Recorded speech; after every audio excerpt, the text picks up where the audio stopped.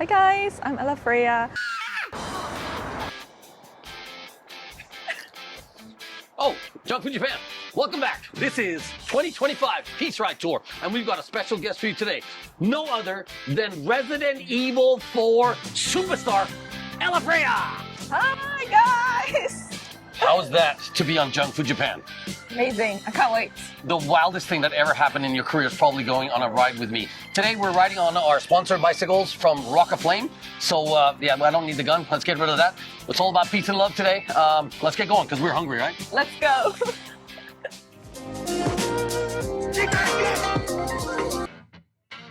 Today's show is powered by Rock of Flame Tokyo, the electric bike redefining city travel. With breakthrough Japanese engineering, these e-bikes blend speed, style, and smart tech for the ultimate urban commute. But Rock of Flame isn't just about getting places. It's about bringing people together. Through Peace Ride, riders connect, share the road, and fuel a growing movement. Join the revolution where innovation meets community, one ride at a time. Rock of Flame Tokyo, ride the future together.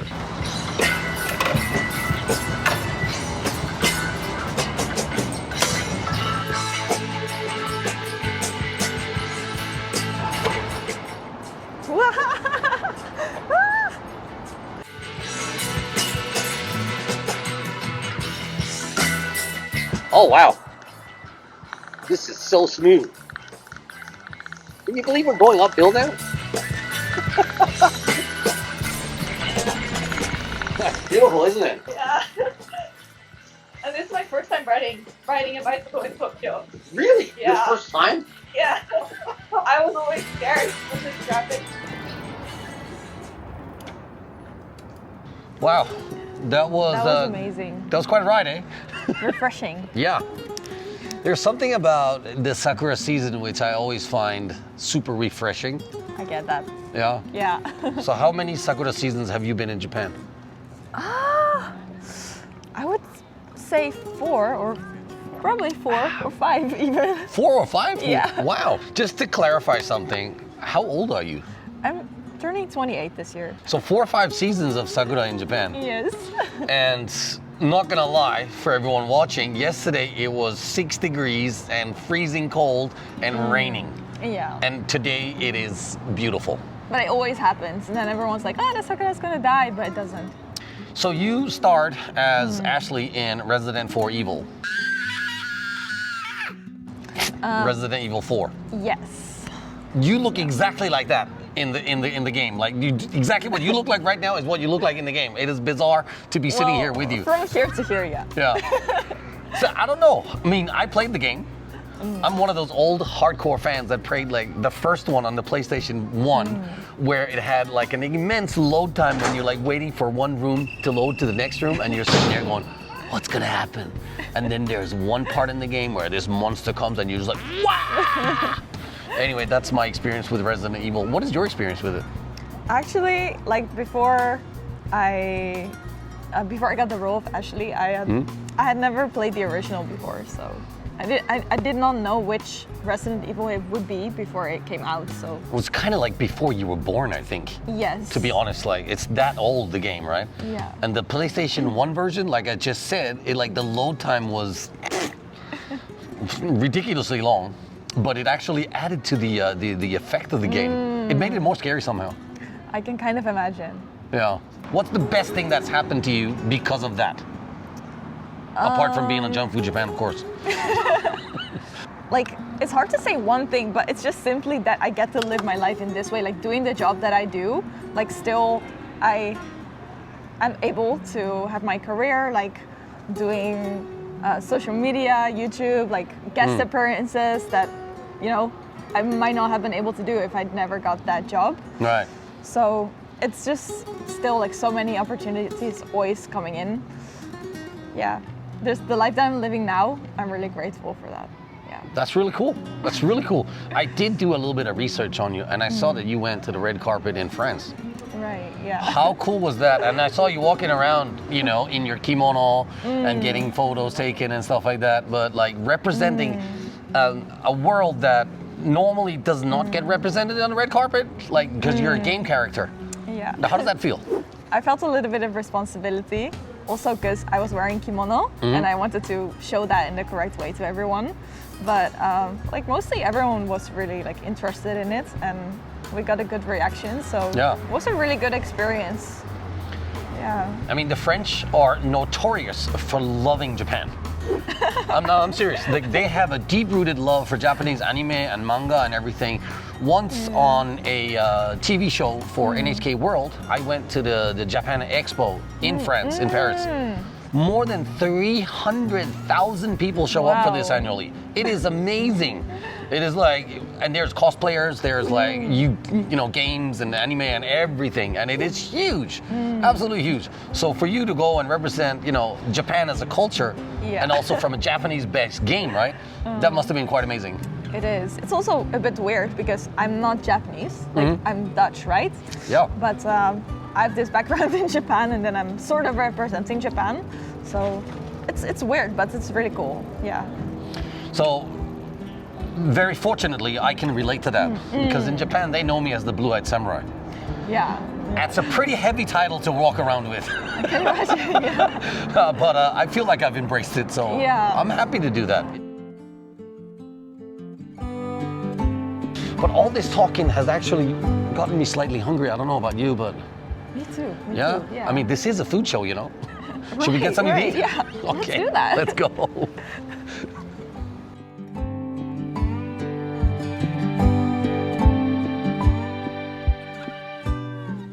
This stunning footage was captured on an AKY 710 Pro bicycle dashcam with unbelievably crisp video that saves every pedal along your ride. Link in the description for more information.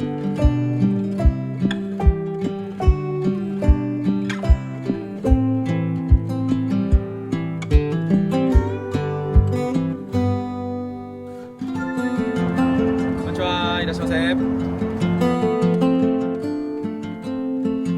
東京アスリート食堂、明日につなげる定食屋明日食の店長の名前と申します。うちはですね、大手町竹橋エリアの健康意識の高いサラリーマンさんとかをターゲットにした健康定食を取り扱ってます。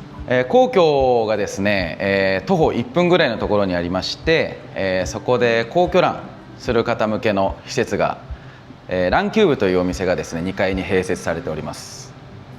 一番売れてるのはもちろん唐揚げ定食ですね。その日の気分に合わせて、食べることができます。Ella-chan, tell me how and what is an idol actually? An idol. Yeah, what is an idol? Right. So I think it depends a little bit on the country also. Like Japan is very unique in its idol culture, I would say. Yeah. Like nowadays, most people would think about Korean idols probably first than Japanese idols. Really? Interesting. I feel like K-pop has gotten so popular that like in Europe, the image of idols has become more like K-pop idols than J-pop idols. But do you consider yourself a J-pop idol? no, I don't think I am. I don't think I'm an idol because I think one part of being an idol is definitely the performing, like the musical part of it. And I don't do that like regularly, and I don't have like an established like group or something. Okay. So you could say that I'm like a net idol in some way. A net idol? Wow. But I don't think I consider myself that way because even net idols, they would still like perform online and post their singing and dancing videos. I see. How do I say this without sounding too old? I never really got into the whole idol thing. I don't understand the culture of it, but I do and recognize the idol like thing, to say it that way. And I realized that it is a lot harder than it looks on the surface. Yeah. So what are the things that you struggle with? Like in my career, Yeah. like I would always be really perfectionist about myself and feel like, oh, this content is not good enough or it doesn't look professional enough. Like I would always feel like what I make should be as close as possible to like TV contents. Yep. Yeah, I think my Japanese audience really appreciate like seeing my imperfect self also. So I was really embarrassed with posting my videos at first that's just you, like you're being funny. But to me, it would be really embarrassing because I would feel like I'm just being clumsy, or my Japanese would be really bad. But they would be like, no, that's your charm point. Like that's your strong point actually. So you have to post it.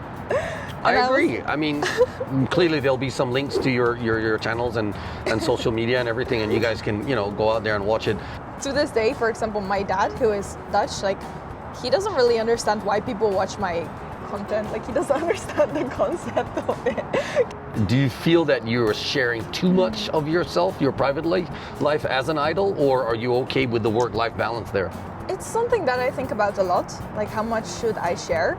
Because when you put your private stuff or your vulnerable stuff out there, like you have to think about with yourself, like, am I okay if someone's gonna like use this to like bully me or write something like some hate comments? Like, am I gonna be able to handle it? Yeah. I might get hurt. It can be intimidating, for sure. Yeah. I remember, for example, the first hate comment I had on Junk Food Japan. It was around 22,000 followers. And finally, I got this guy who like they tried to tear me apart, right? And that's the only comment that you remember. Like mostly the people that follow and watch is people who are interested in and happy to follow you, right? Oh, that one guy. Right. Our food is arriving, so let's have a look at the food. All right, Ella-chan, you've got the hamburger, and I've got the karaage, the karaage. Are you ready to eat? Yes. So by tradition, 3, 2, 1, ITADAKIMASU! What? It's okay. That's fine. This is part of the show. Please enjoy. Wow, this is purple rice. Yeah. I'm gonna try the rice first, actually. Oishii? Yeah, it's good. It's got some beans in it. So it's a little bit sweet, actually. Not bad, but look at this karaage. Look how big it is. That is huge. If you want one, you can have one, but that looks amazing. This is so juicy.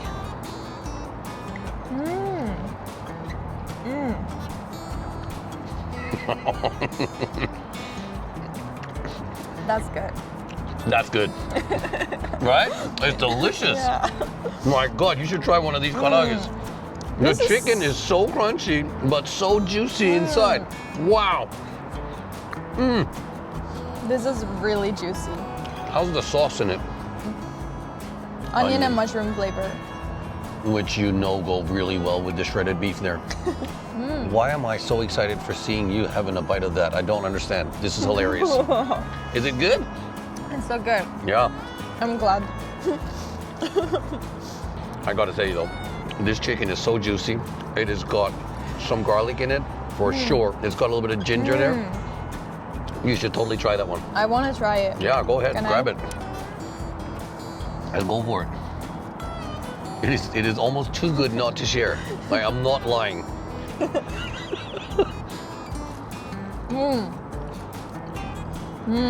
Right? It is super crunchy. Yeah, it's super delicious.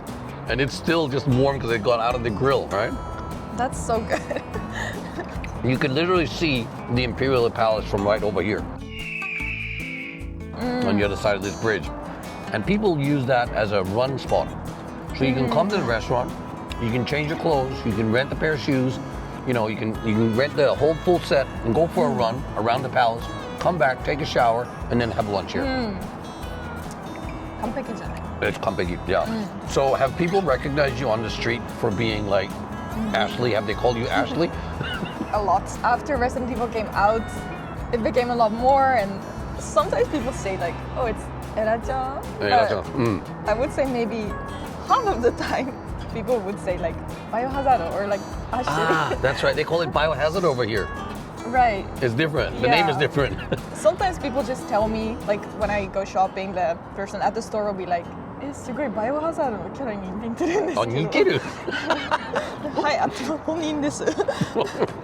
I mean, if you're outside in the countryside or even in Osaka, it's way different. People will come up to me and go, oh, you're Nicholas Pettas. But I've also had that. There was a time when I had a broken leg. This is a long story. I'll cut it really short. I had a broken leg and I got really fat. So I'm in the elevator, and this couple are standing there with their child in a trolley, and they're looking at me and they're talking in Japanese. Clearly, they're saying, "Wow, that guy really looks like Nicholas Pettas." And then the husband goes, "Yeah, he's too fat for it. It can't be him." And I'm just standing there going, okay, that was not embarrassing at all. I'm right here and I speak Japanese, right? So I didn't know what to say. I got out of the elevator and I just said, "Domo." Then I left. And it was really embarrassing. Oh, what is your favorite Japanese food? My favorite food changes all the time, but Yeah. right now, I would say it's soba. Oh, really? Soba. My wife loves soba. Really? I'm sorry, I don't get it. I don't understand soba. There's no protein in it. How can you eat that? You eat it with the protein. Ah. So I happened to go to this soba restaurant the other day, Yeah. and like that was the one that made soba my current favorite food. Everything was perfect. Like we ate it with sashimi, tempura. The soba was super fresh, and something about it is just so refreshing. I see. Yeah. How do you learn to speak Japanese? Like when I first came to Japan, I couldn't speak Japanese at all actually. Really? I had learned like hiragana and katakana, like the basic writing systems, and I could maybe count to 10. But aside from that, I couldn't talk at all. When I came to Japan, I entered language school, and I went there for a year. And after that, I still didn't feel comfortable like talking, like actually talking. So I started my YouTube channel in Japanese also with the idea of like learning more and like maybe getting better at Japanese. And I think that did help me a lot. If you ever stay in Japan as long as I have, you might find that the Dutch language slowly fades away, like my Danish, slowly fading away. It gets worse because I actually teach. So when I teach in a bilingual setting, I'm doing sentences. For example, let's say I teach CrossFit, right? So let's say we're explaining what a deadlift is, right? Yeah. So I said, okay, you grab the barbell, stand with your feet, inside your shoulder blades, blah, blah, blah, and you start riffing off of these things, and then I'll finish half of the sentence in English, and then I'll just continue in Japanese, right? Just expecting everyone to know what I said in both languages. Then you kind of don't remember which part you said in which It makes language. sense to me, but I'm not quite sure people listening or watching, right? It's kind of hilarious. But I mean, Japanese is a cool language, I think. Like, it's a cool language to learn, and it's a cool language to be able to speak. Yeah. It's got such nuances in the language where you can say things without saying anything at all, That's so true. right? That's so true. Like, I feel like sometimes, like, I'm lost in translation, like, because you don't know sometimes when you get deep into a conversation in Japanese where you're like, what are we actually talking about? Who are we actually talking about? Because you don't specifically say the name or the person, or, in conversation sometimes. And it's like, well, which one were we talking about? But I think that's really hard. Yeah. Yeah. Like sometimes I really lose the plot. Like You lose the plot. plot. I think it's okay though. I mean, I like Japanese in a way that it's. I used to think it when I first learned Japanese. I used to think it was a bit insufficient. Like it didn't say as much as I thought it was. Yeah. But the better you get at Japanese, I feel like it says more than it says. That makes sense. Like sometimes I also felt like that. Like how can like 3 words like convey the message? But like my sister came to Japan and she's still learning Japanese. She's still a beginner, so she often asks me like, what does this mean? What does that mean? And I'm like, well, it means like blah, blah, blah, blah. And she's like, how can it mean all that? It was just 1 word. So, what is your favorite junk food? So in the Netherlands, I think everyone loves potato fries. Potato fries, yes. Everybody loves Yeah. potato fries for sure. Which one are your favorites? Which one are my favorites? Now, which style of potato fries? Are there styles? There's lots of styles. There are wrinkly ones, there's like skinny ones, there's like little chopped up half potato ones. There's like so many I see. styles. Like in the Netherlands, when we talk about potato fry, we just talk about like straight cut. Like we put it in like a paper Cone. type of cone Yeah. with mayonnaise. Is there anything out there that strikes you as that? Or ramen? I would classify ramen as junk for sure. It is delicious though.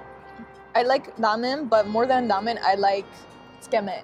Skimming. Yeah, I would say that might be my favorite junk food in Japan. So for these that don't know what a skimming is, it's basically you get the noodles separately from the soup. And then you take the noodles and then you dip them in the soup and eat them. Yeah. Right? Ramen is really good, but I'm not that good at slurping. So it takes down the experience a little bit. This is when true. You're, like, You need to learn how to slurp like a boss, basically. Yeah. Now, so here we go. Slurp like a boss. That's pretty good, no? For all the fans watching from all over the world, do you have some final message? Anything you want to plug in before we go? So I have my own YouTube channel also. It's Ella Freya. I post all kinds of contents. I'm also gonna post travel videos from now, so please check it out. Cool. Thank you very much for coming on the show. It has been a pleasure meeting you and getting an insight into what an idol is. If you like what you see and you see what you like, don't forget to subscribe to the channel. Leave a comment below. Let me know how you feel about Ella's story and if you've actually played Resident Evil, known as Biohazard, in Japan. And we'll see you in the next one. 3, 2, 1. What?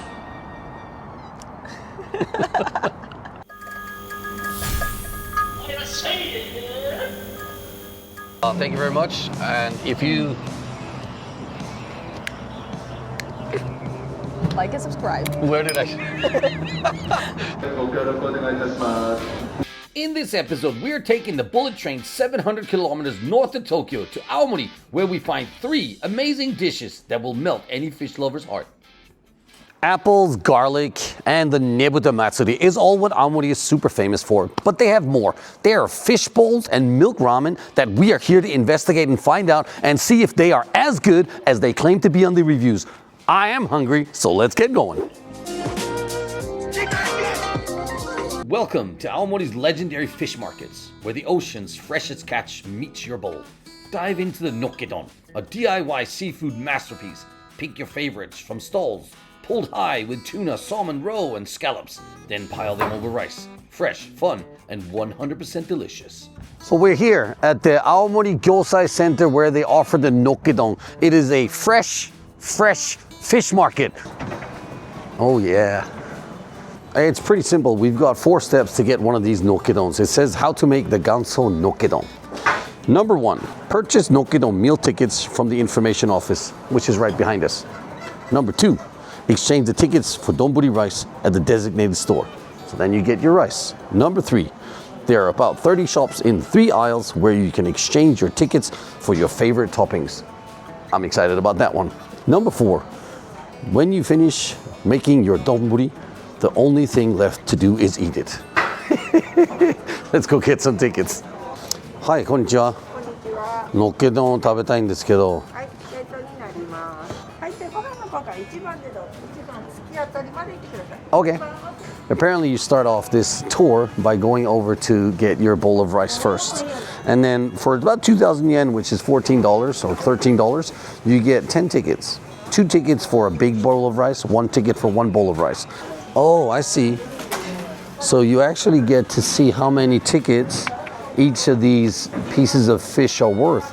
Oh, this is kind of fun. Yeah. Whoa, look at that. 1 ticket for 1 massive ebi. That's cool.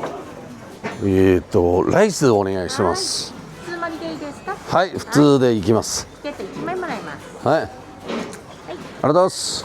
楽しいですね、これ。Oh my god, they got deep fried squid there. はい。ありがとうございます。All right. Well, it starts with a little bowl of rice, and let's get some fish. You know what? This Yamada-san had a deep fried squid that I got really excited about.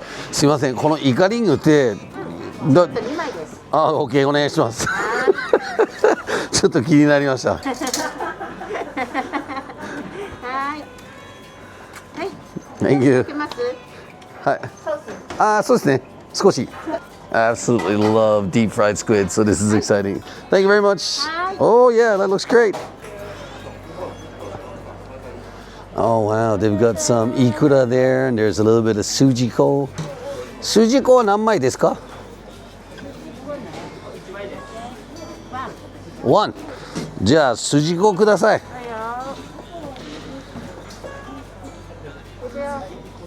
はい。ありがとう。Oh, nice one, beautiful.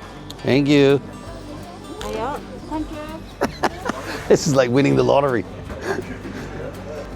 Oh, they got beef here too. That's like wagyu. Wow, I didn't even know that. Look at that otoro, which is like the fatty tuna that goes for 3 tickets. Chutoro for 2 tickets.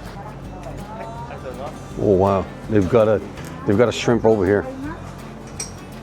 Hello. Hello. Nice to meet you. Nice to meet you. Shrimp, please. Shrimp. Yes. They look great. It's raw fresh shrimp. Raw fresh shrimp. Daijoubu. I can do. Here, tickets. That's all? Um, Would you like to try sushi roll? no. No? I just want the don, please. Otoro? Chutoro? Chutoro? Yeah? Yeah. The good one, ne? Taste is perfect. Taste is perfect. Oh, fantastic. Here, take my tickets, please. Yes. How much? Yeah, 4 tickets. Okay. Thank you. Awesome. Thank you very much. Thank you very much.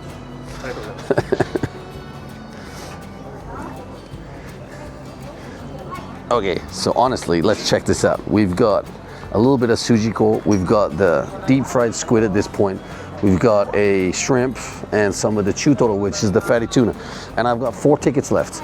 So let's go find something else. Ah, konnichiwa. はいどうぞ。のっけ丼にはい。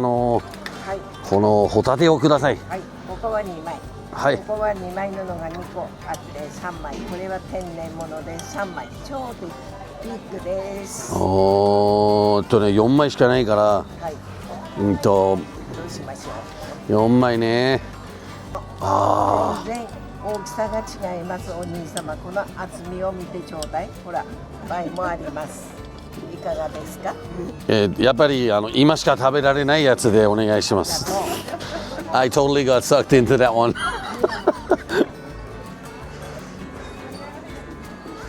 Okay, so my last problem really is I've only got 1 ticket left, and I'm not quite sure what I can get. I see some different fish here that I get for 1 ticket. すいません。1枚しか残ってないんですけど、その1枚でなんかおすすめのやつでお願いしてもいいですか？イカですね。イカ、やっぱり。はい。青森のイカ。青森のイカで、はい、それでお願いします。あ、乗せちゃうんだね。はい。はい。終わりですね。これで。終わりですね。はい、ありがとうございます。Thank you very much. Actually, Aomo's really famous for their squid, so I'm excited about that one. Let's find a spot to sit down and get something to eat. So basically, this cost me 2,000 yen, and I don't know why I spent a couple of tickets on this deep fried thing when we're in a fresh fish market, but man, it looked delicious, so I'm just gonna have to try it. You sit down here and then you get some of the wasabis. You get your little bowl here, which you can put some of the soy sauce in it, and then you can just mix it up. It's gonna be great.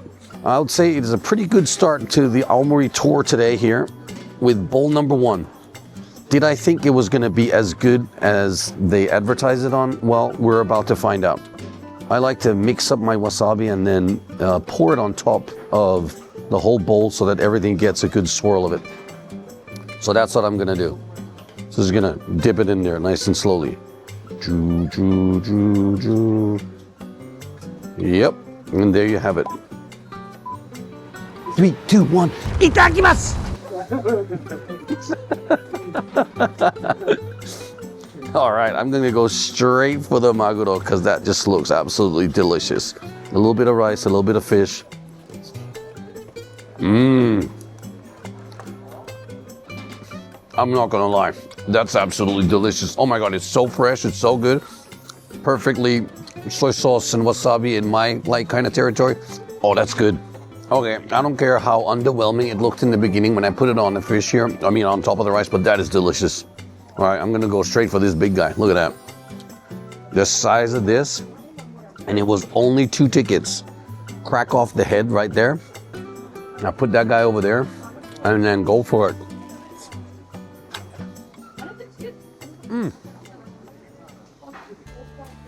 Now that is a shrimp. It is so fresh. It's even got a little bit of the shell around it, like still. So I actually got a little bit of crunch in it, which I kind of like. You can tell that this has just been pulled out of the ocean like 10 minutes ago. There's also something about sitting here with all the locals, getting into this like, you know, really fish market feeling of it. It's absolutely delicious. This one that I got sucked into from the old lady, that is seriously some good balanced aegyo. She told me that this one was the fresh, and look how big and wobbly it is. That thing is amazing. Wow. I'm gonna take a bite, figure it out. Oh my God. Like the clear taste of a beautiful scallop. You know, you could even put a bit of lemon on this thing, a little salt, you could roast it up. But as fresh as it is here, you just want to eat it raw. Man, it's delicious. Oh man, everything in this bowl is so delicious. I'm not gonna lie. Did they live up to their reputation? I would say so. There, here comes the sujiko.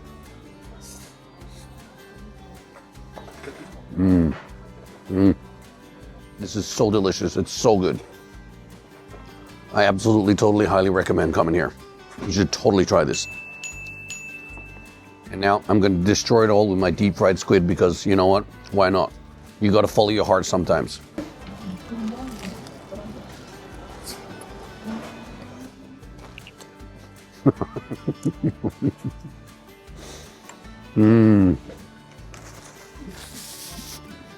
Mission 1 accomplished. The investigation is definitely a win. We're gonna go find out what that big tuna don is all about in Asamushi.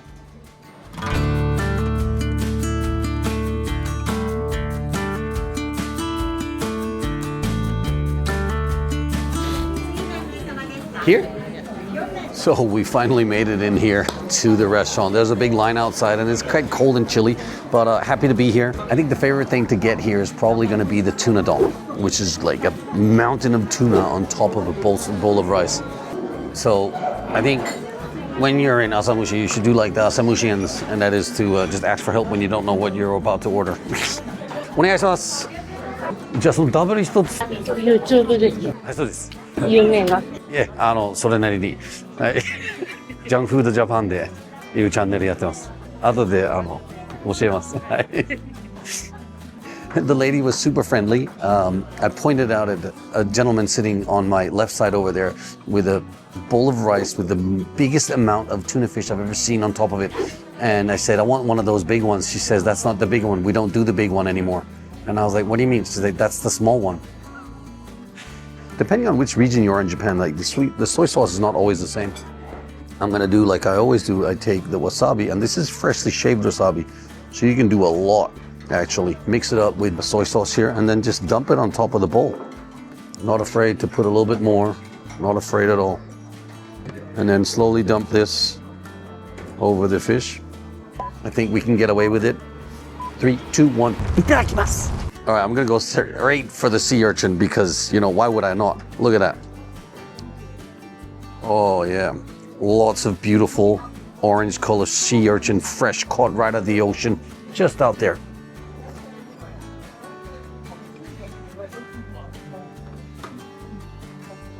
That's fresh. Oh, it has that very distinct sea urchin flavor that once you know it, and once you know what it's supposed to taste like, that freshness from the ocean kind of thing, when you get that, you know this is very, very fresh. It's absolutely delicious. It melts in your mouth like nothing else, you know. This is the chutoro. That is a strong, healthy tuna fish that's been swimming around out here in the northern parts of the Japanese Ocean for sure. Oh my God, this is so good. 追加でいいのかな。はい、追加でお願いします。はい。ありがとうございます。So I had to get another bowl, not gonna lie, because that is just extremely beautiful. Wow, look at that. I love the kick that the wasabi actually gives you at the end of it. But the fact that you've got like different things and flavors that you can go through between the bowl here. Like the uni, this orange uni is crazy good.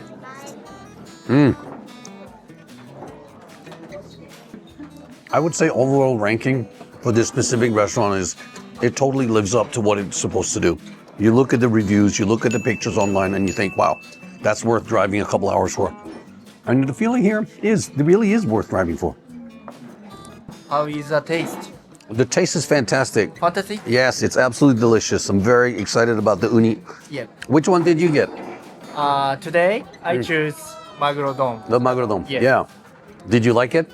Yes. Yeah, me too. I loved it. Best. Best one, right? Yes. Thank you so much, man. Yeah. And you know what? When we were standing in line, we made good friends with Keita. Yeah. Hello. And that's just the way it's supposed to be. A fantastic experience coming here today.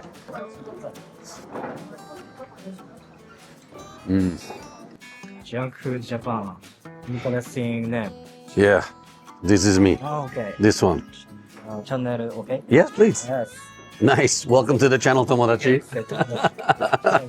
Friends. Self-service here. Another quick advice if you guys ever come here. Most places outside Tokyo, specifically the northern region of Japan, I feel it's much easier to pay for things with cash. So make sure you actually bring your cash because otherwise they'll be sending you down to the nearest convenience store. ここちなみにカード使いますか? カード使えないですよね。 All right, that's an interesting fact. When you come here, you got to bring your cash because they don't use your cards here. And that did happen once. But today we got money. Now, since we're up in cold country anyway, why would I not finish off this trip with a bowl of ramen? どうも、ごちそうさまです。どうも。はい、どうも。ありがとうございました。ごちそうさまです。That was fantastic. So I gave him 10,000 yen and I only got a bunch of coins back. So make sure to bring your cash. It is a little bit pricey, but it is totally worth it. Highly recommend this place. Now, let's go see that onsen where you can put your feet in. Ooh.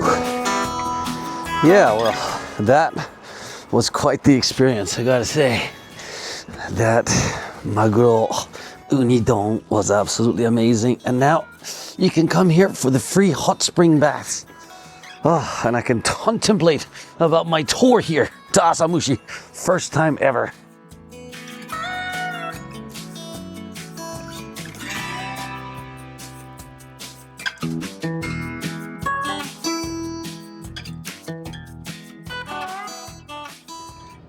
Wow.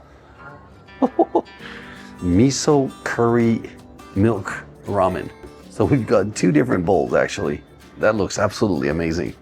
I love the butter on top. Great. This absolutely looks fantastic. It smells fantastic. I just can't wait to get going. 3, 2, 1. Oh man. I'm gonna try the one that strikes my interest the most, which is the one with the curry flavor.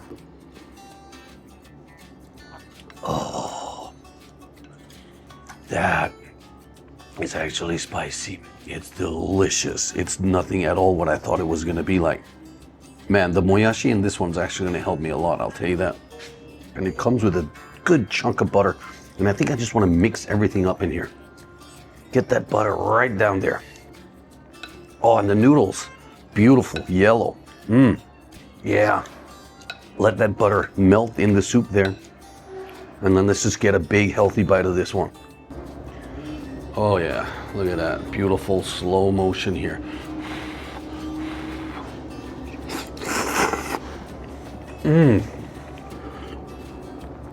Oh, the butter at the end there just comes through really well. I'm telling you, this is nothing at all of what I expected. The noodles are a completely different style than I'm used to, which is kind of shockingly good. They carry a lot of the weight and the flavor in here. They're nice and thick like I like them to be. It's almost like these noodles were made for this kind of ramen. That sounds bizarre, but the noodles themselves taste a little bit buttery actually. I mean, clearly there's butter in the sauce, but let's check out the chashu. That's a healthy chunk of chashu. Oh, there's a lot going on. It's very more complex than I first thought it to be. I thought just ramen and curry, and I was thinking, you know, Japanese curry style. This is very different from that. This is it. We had 3 different fantastic meals. The first one was like me being in a big candy store full of all the fish that I loved, and I could walk around and pick it. The experience of the nokedon was totally worth it. So the reviews offered and delivered on what they said they would. The next one was outrageously expensive, but outrageously delicious. The staff were really cool. We made some new tomodachis up there. I didn't even know that you could mix milk and ramen and curry in one big bowl and it becomes this delicious. Absolutely try it. Here's the thing. We were looking for if the reviews were delivering on what they said they did. And this time I feel confident that they did. Leave a comment below if you've ever been disappointed by reviews you've read on Google or anywhere else. Anyway, if you like what you see and you see what you like, don't forget to subscribe to the channel for more food stories and I'll see you in the next one. Us!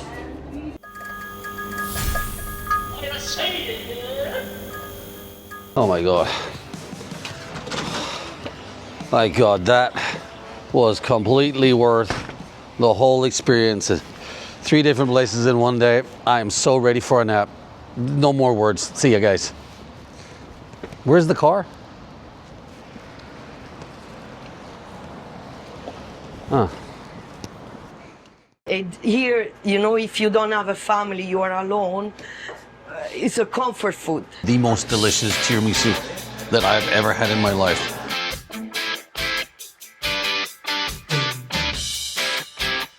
We're here in Montreal, Canada. Junk Food Japan is here to investigate the one restaurant that if you're ever here, you have to try. It's called the Emma. Come on, follow me, because I am hungry. Now check it out. We're gonna walk down the stairs. Normally, you would probably not see this as a normal setting for a restaurant. I agree, and that is because rumor has it that there is some darker history to this place, but come on inside, follow me. It's just spooky until we get inside. And here you have it. Welcome to the wonderful world of the Emmas.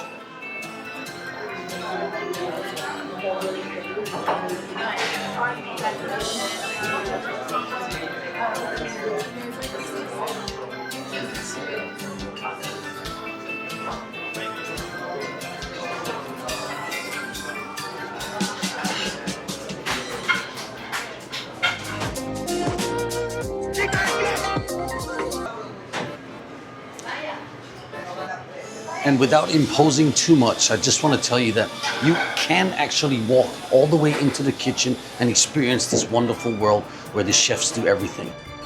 Ciao, mio nome è Olga, my name is Olga. I'm the 4th generation in the restoration. My dad, he was have a restaurant, the family in Rome. Now is me and my son, we take over the place in Montreal. Before it was my mom, Emma, she was in the kitchen. Now it's my prison. Your prison. But some ways true, it was the prison for my mom and now it's my prison. I see. Because we come in the morning and we go out in the night. I understand.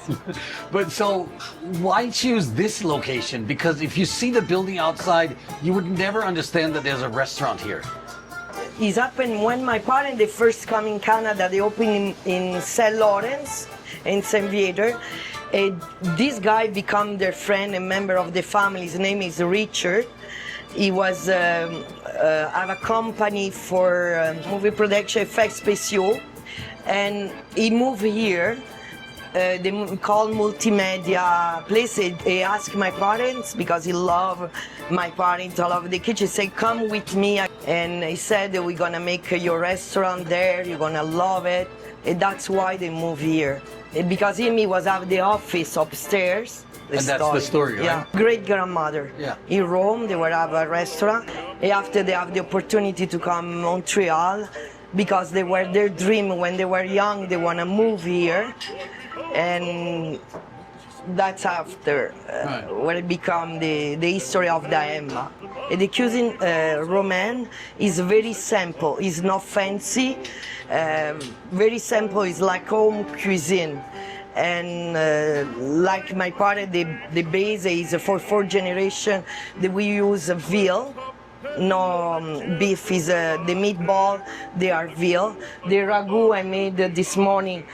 From this morning is cooking, is a veal inside too. We try to have a lot of product from either like the Parmigiano, the oil, the pancetta, but for the meat, like lamb and pork is very good from Quebec. We do typical Roman cuisine. Really stay, like my daddy said, don't change the recipe. Because my daddy was say, some people come, he say, oh, but your plate is not designed.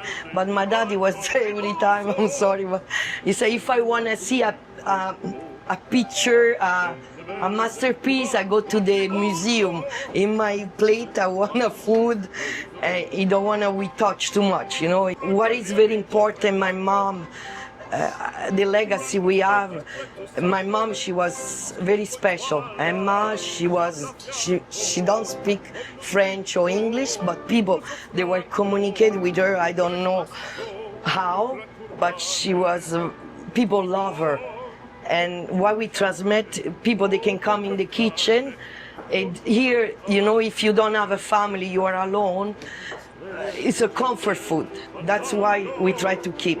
We don't want to change the recipe. We don't want to change the quality.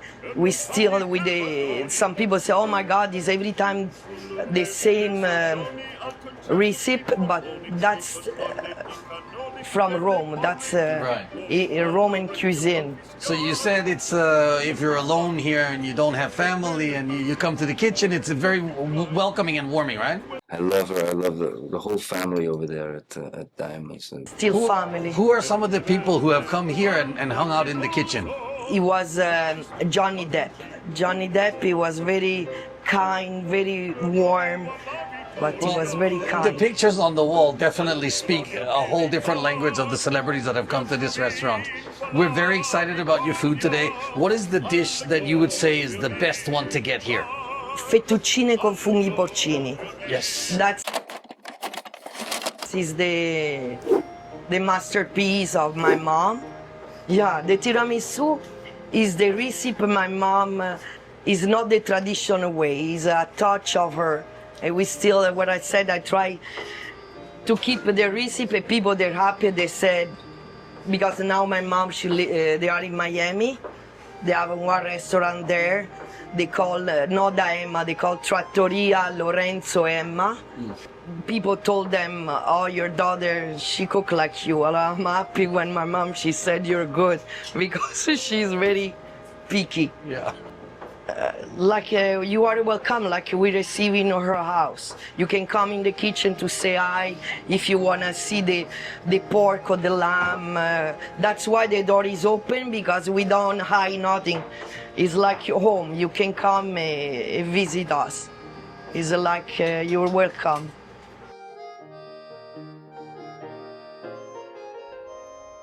It's so true. Being at the Emma's, surrounded by its rich history and magnetic personalities, is more than just a meal. It is a return home. Warm embraces, familiar faces, and a feeling that lingers long after the last bite. I love rumo. Why do you prefer fettuccine? Because in Rome, that's, but they don't have a fettuccine. This is tagliatelle, but because with the funghi porcini, they need to be with the eggs. Ça, c'est les porcini.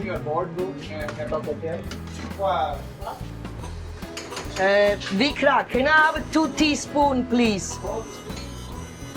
Okay. It's boiling. Yeah. People order. I want the pasta really al dente, and I want everything go out at the same time. Because I take some oil, that's where the taste are.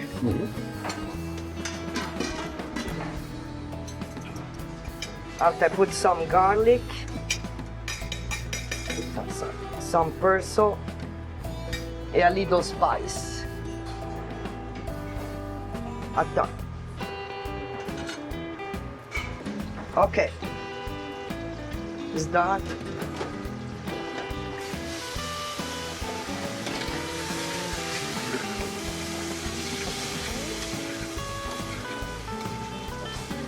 It is a little dry. Gonna put some little the pasta water. I'm gonna put We love garlic, eh?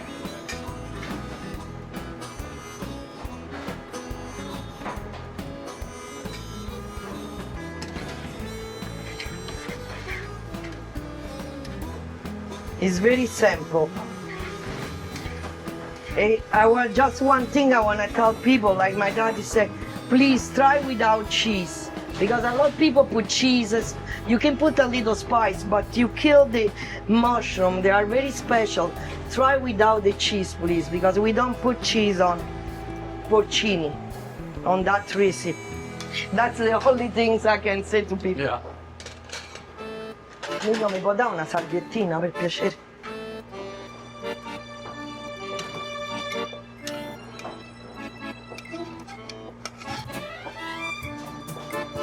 E voila. Voila. Wow. This is the fettuccine. Please, Japanese, don't give me. This is it. 3, 2, 1. Itadakimasu! Wow, so I'm actually standing here in the kitchen with you. You just prepared this beautiful dish, and it only took you a couple of minutes. Yeah, it's very, what I say is very simple. Oh my God, it smells so good. I hope it tastes good and you like it. Tell me the truth, eh? That's delicious. Oh, thank you. Oh my God, the saltiness, the al dente, the olive, everything comes together. It's very gentle texture, actually. It's absolutely beautiful. Super simple. Oh, thank you. I told you, the Italian cuisine is very simple. The simplicity. That's another things I want to tell, because people complain about they put al dente. It's very important the pasta is al dente. It's not I decide, because for the digestion and for your insulin, when the pasta is too cooked, your insulin go up. Because my dad and my mom, they were diabetic. That's why I know. And the pasta, they're supposed to be really al dente. I love al dente. I can eat when the pasta is overcooked. The texture is absolutely perfect. I mean, this is so good. It's like I feel like I'm part of the family already. You're welcome. To stand here in this kitchen to be able to taste your food, this is a proper honor. I won't disturb you any longer in the kitchen, but I guess I have a couple of more dishes to come, right? Yeah. Thank you very much. No, Look thank forward you to very much. It was my honor. Thank you so much Thank for having me. Thank you. And now for the second dish. Yes, sir. Hey, that's the Italian meatballs. Oh, fourth generation Italian meatballs. That looks very exciting. I'm not gonna lie. You can smell the pomodoro sauce. It's so delicious. Fresh tomatoes made this morning, and then the meatballs are just beautiful.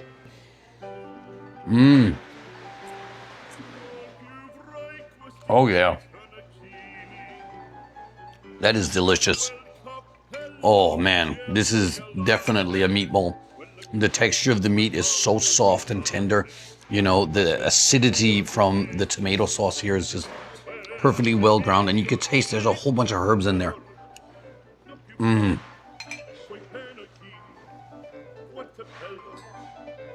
I gotta say, I feel very privileged to be able to have this quiet little moment all by myself before there's anyone else in the restaurant. The kitchen scene, oh my God, that's like a dream come true. And here I am with my Italian meatballs. Fourth generation recipe all the way from Italy. This is absolutely the dream come true. Oh, and this red wine.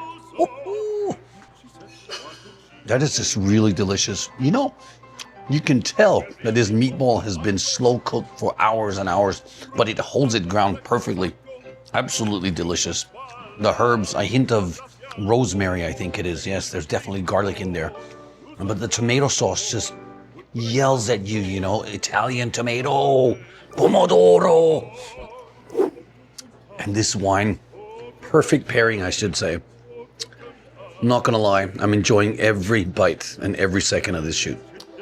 There we go, sir. Nice maialino al forno with patate. This is one of our specialty, the piglet. Yes. Has been baked for 3 hours, slowly cooked with olive oil, rosemary, garlic, white wine. serving his own juice, crispy skin. Wow. And you're having the spalla, they call it. So it's the shoulder, the front legs, which is one of the best piece. Wow. That Enjoy. looks absolutely amazing. So this is one of your signature dishes here, right? One of them, with the lamb as well. This is typically Rome style. They're from Rome. Yeah. So this is one of the most popular dish at Daima. This is probably the dish that I've been wanting to eat the most. Oh, wow. So I'm really excited about it. Hey. Can I ask you a quick question before you run away there? Tell me. How long have you been working here? 34 years, something like that. So I don't count. I don't count anymore. 34 years. Yes. I went to Japan 34 years ago. Yeah. I've been in Japan since. Oh, wow. Oh, wow. So yes, I was there maybe 3 months after they opened. The other place was on Saint Street. Yeah. So I start with them, and it's like a family for me, So, Right. Would you say that this place is more than a restaurant? It is. It's it's family. The other place was smaller, and it was very family style. And when they moved here, it's bigger, but they tried to do to have the same spirit. The staff, to ask them, it's me. It's 34. Amélie, it's something like 22 years. Michelle, so they treat us very well, and. It's a team, so that's different than the restaurant I worked before. Thank you very much. I'll let you enjoy this, and I will bring a nice steak knife, because you might need it for the skin. Man, I'm so ready for this piglet. This is the front leg of a beautiful pork here, and the skin is absolutely crispy and crunchy. I'm just gonna try and cut right through it. Oh yeah. Oh, and it's nice and steaming hot. Oh, this just brings me right back to my mom's cooking in her kitchen.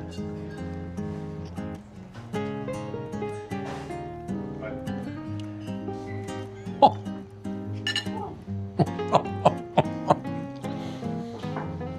Wow. Now that is absolutely delicious. It is so juicy and so tender. It's been super slow cooked for quite a while to get to that juiciness and keep the sauce inside it. Absolutely beautiful. The crackling skin on the outside reminds me of Danish, pork, the pork belly dish that we have called flæskesteg. But this one is very different. The pork belly has a lot more fattier. This is actually a leaner cut. That is damn right.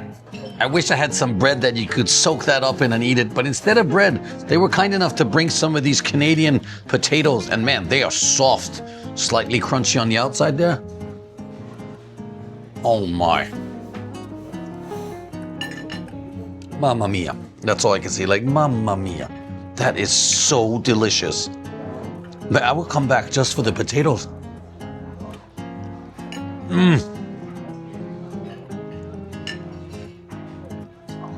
It's like I'm losing my marbles here. I don't know if you've ever had a dish in your life where you sit back and you just think to yourself, what have I been eating until now? That's kind of how this feels like. It's that delicious. And then, once you bite into it, it is so juicy, so tender. If it wasn't because I'm in a fine dining restaurant here tonight, I would just grab that bone and go for it, because that's what I feel like, going proper Viking on it. Anyway, I wonder what the next dish is gonna be. So a nice tiramisu, sir. Yes. Old school, in a cup, like the mother used to do it. Okay. Right? This is a different way of doing it, eh? Yeah, it's some beautiful. people, start to do it as a cake, but this is the old way. This is the real way. Yeah. Fantastic. Enjoy. Thank you very much. Everything has been absolutely amazing. Thanks so much. Oh, I saw it. Yeah. Perfect. Thank you.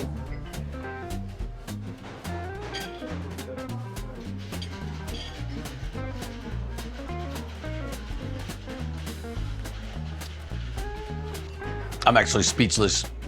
That has got to be the most delicious tiramisu that I've ever had in my life. It is so creamy and so fluffy, and you know there's something down in the bottom that you kind of want to get a little bite of. But man, the texture of this and the taste of it takes tiramisu to a whole new level. The slight hint of alcohol in it, with a little bit of cocoa powder on top of it. Oh my God, this is a 5 out of 5. I am totally ranking this after this show here, but man, this is delicious. Like, if I didn't think it was good up until now, this definitely finishes off this dinner and a visit here to this fantastic restaurant in Montreal, Pettas, and just puts it on one of my favorite restaurants in the whole world. Okay, darling. It was so good you wanted me to try the tiramisu? Well, we have had rumors on the show about the cameraman not being fed. Apparently, it's precedent. Yeah. Anyway, the tiramisu is not really the dish that I want you to start with, but why not try it anyway? Start with dessert. That's always fun. Start with dessert, right? All right, so what's different about this one than regular tiramisu? Well, for one thing, it comes in a cup, which is the original way of doing it. We just learned that. But just take a bite of it and just welcome to heaven.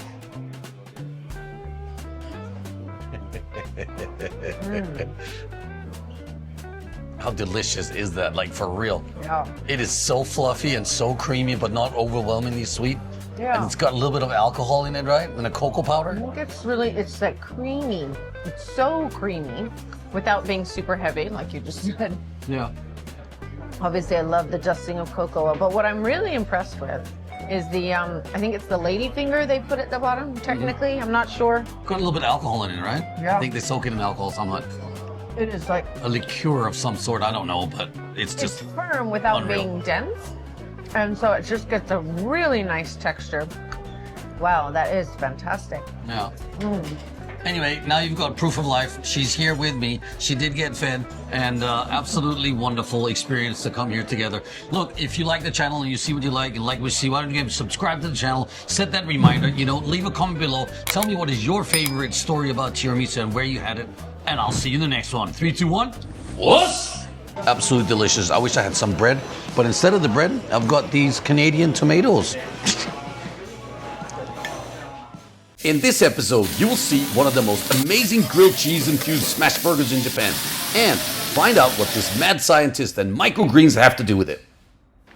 What has microgreens got to do with smash burgers? Well, I don't know. What if I told you there's an actual Dr. Green Thumb right here in Tokyo? I am interested in finding out what it's all about. Let's get going.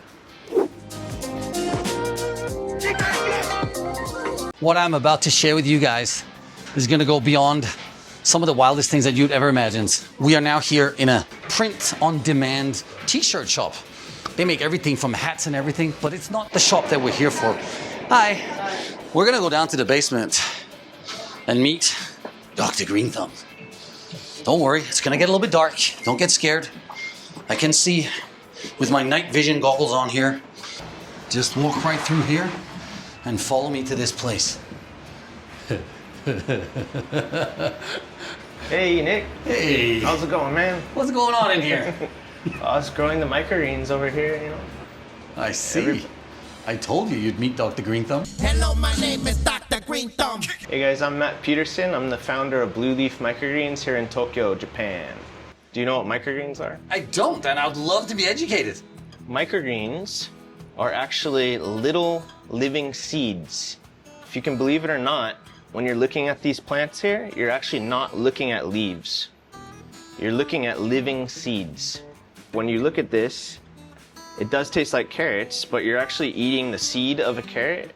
The seed of a carrot. This thing is micro. So it's a living seed. You can see there's 2 leaves on the bottom there that look like leaves, but that's actually what was inside of the seed. And that's the fun thing about microgreens. If you eat it, you might know what it is. That is extremely fresh. Yes. Like, I'm not even kidding. It is like punching organic at you. So whatever you're doing, whether it be a carrot, we have arugula, we have some popcorn back there, we have nita, shiso, whatever it might be, it's gonna have the flavor of that plant. Yeah.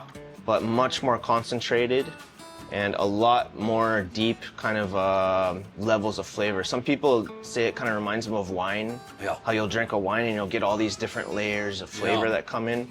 And microgreens are kind of like that. So they're gonna be adding lots of extra flavor onto whatever it might be. My real question is, why? Why? Why did you start this unique business? I am a farmer by trade.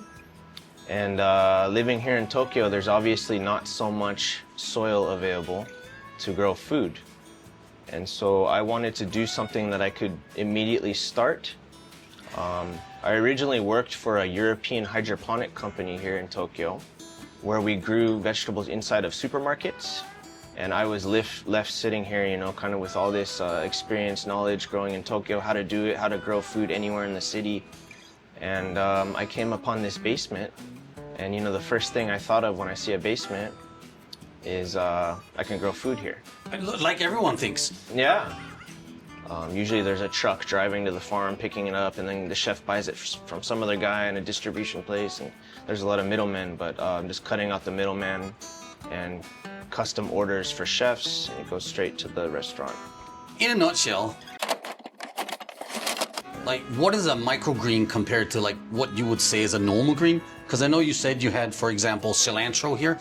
Yeah. So you have a micro cilantro? Yes. This is a partially harvest tray that was just harvested this morning. You can partially harvest trays. This cilantro here, normal cilantro would take about maybe a month or so to grow a plant. This only takes about 10 days. And if you actually look on this, you might see what resembles a cilantro leaf there in the middle. Oh, yeah. But what makes these different is these two long leaves. That's what we call, that's what was inside the seed again. So that's what makes it a microgreen. So it's gonna be carrying all that nutrition, all that flavor that was packed into that little seed. And we harvest it right at the peak of its kind of expression of flavor and nutrition, basically. So you can get a big burst of flavor in a really small package there. Cilantro. First impression is it's properly smells like cilantro. Should I eat the whole thing? Yes, yes, absolutely. And even, oh my God, that's like eating a whole bowl of cilantro in one tiny little bite. Exactly. And you're gonna see if you eat just a little bit, it is literally like eating a whole bowl. So some people, you know, if they don't want to eat their vegetables or whatever, they can just eat a couple of these, and it has all that flavor. That is super powerful. Yeah. That's nuts. It blows up. Yeah, it really does. You wouldn't expect it. No. I was like kind of, nah, this can't be real. But then I can still taste it. That is really cool, man. Really cool.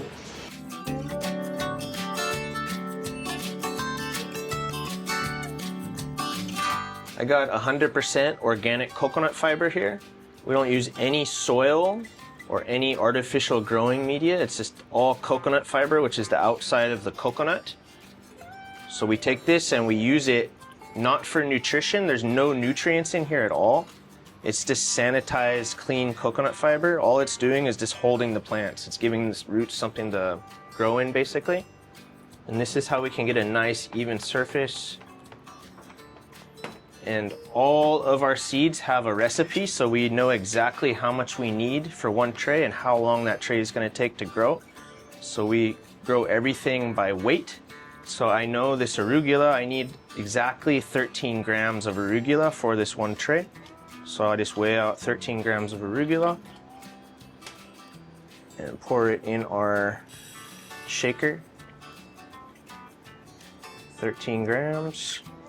Just put it on, just shake it in. You got the seeds in there, and this helps them get all evenly spread out. You don't want any seeds piling up on top of each other, because that would cause problems. So you just want them nice and evenly distributed across the tray. Then we're gonna get our black spray bottle here.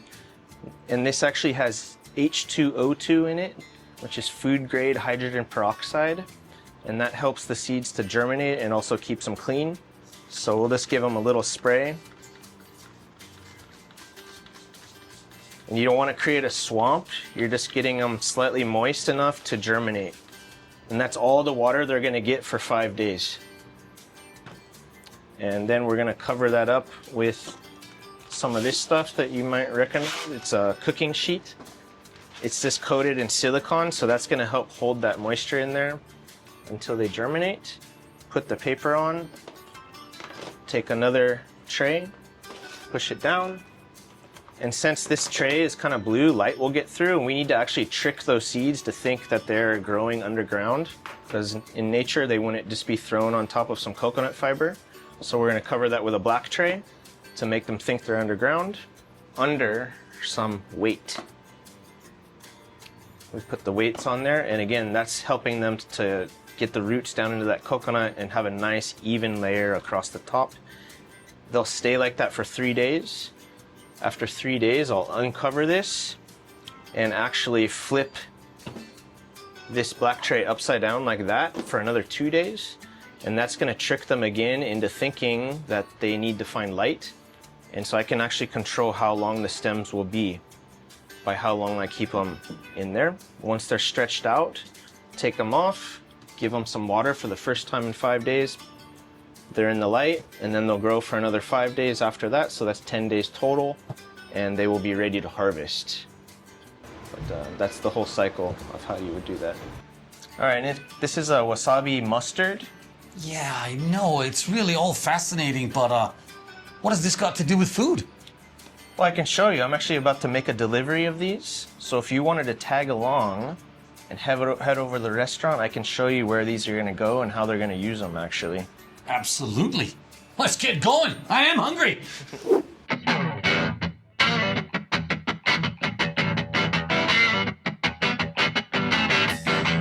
Hi guys, welcome to Kyoto. Come in. Let's go. Come.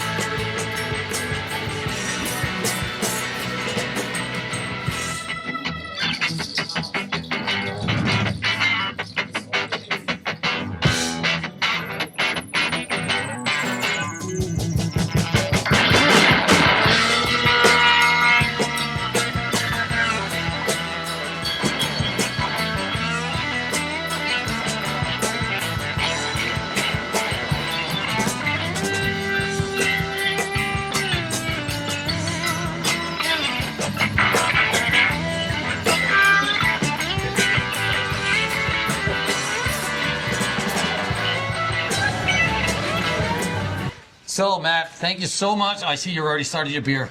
Yes. But it's okay. Cheers, man. Thank you for being to the Coaster. Cheers. Where they serve the local brewery, Kaigan Brewery. These are some awesome IPAs. Absolutely, man. Oh, yeah. Oh, yeah. Whew.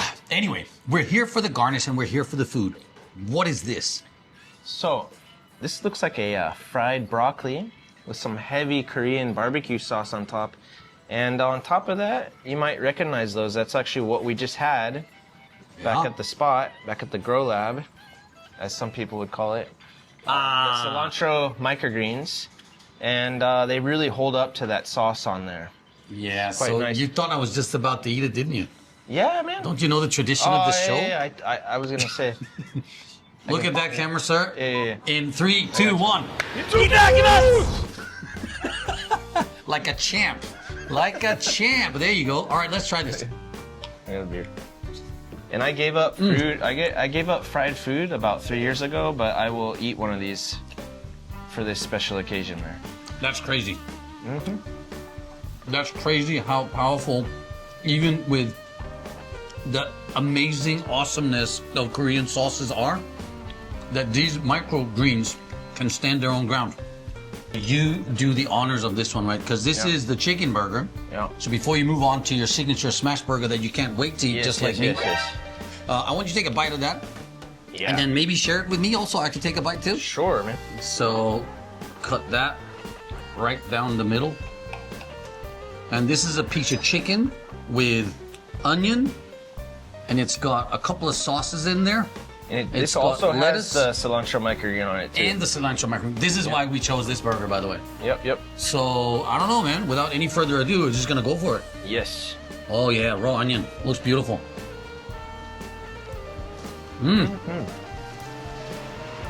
Those pickles on there, man?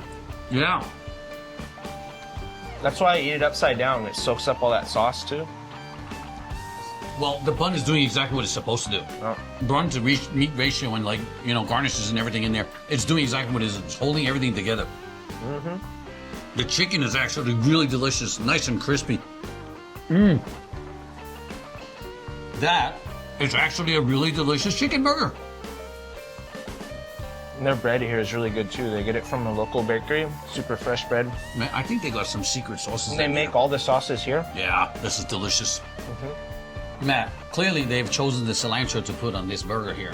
Yeah. But what do the chefs do when they come to think of like what they're gonna pair them with? So the cool thing about what I do is while I do have a menu per se of all the different types of microgreens that they can choose from, value for the chef is that I will actually develop new microgreens for them.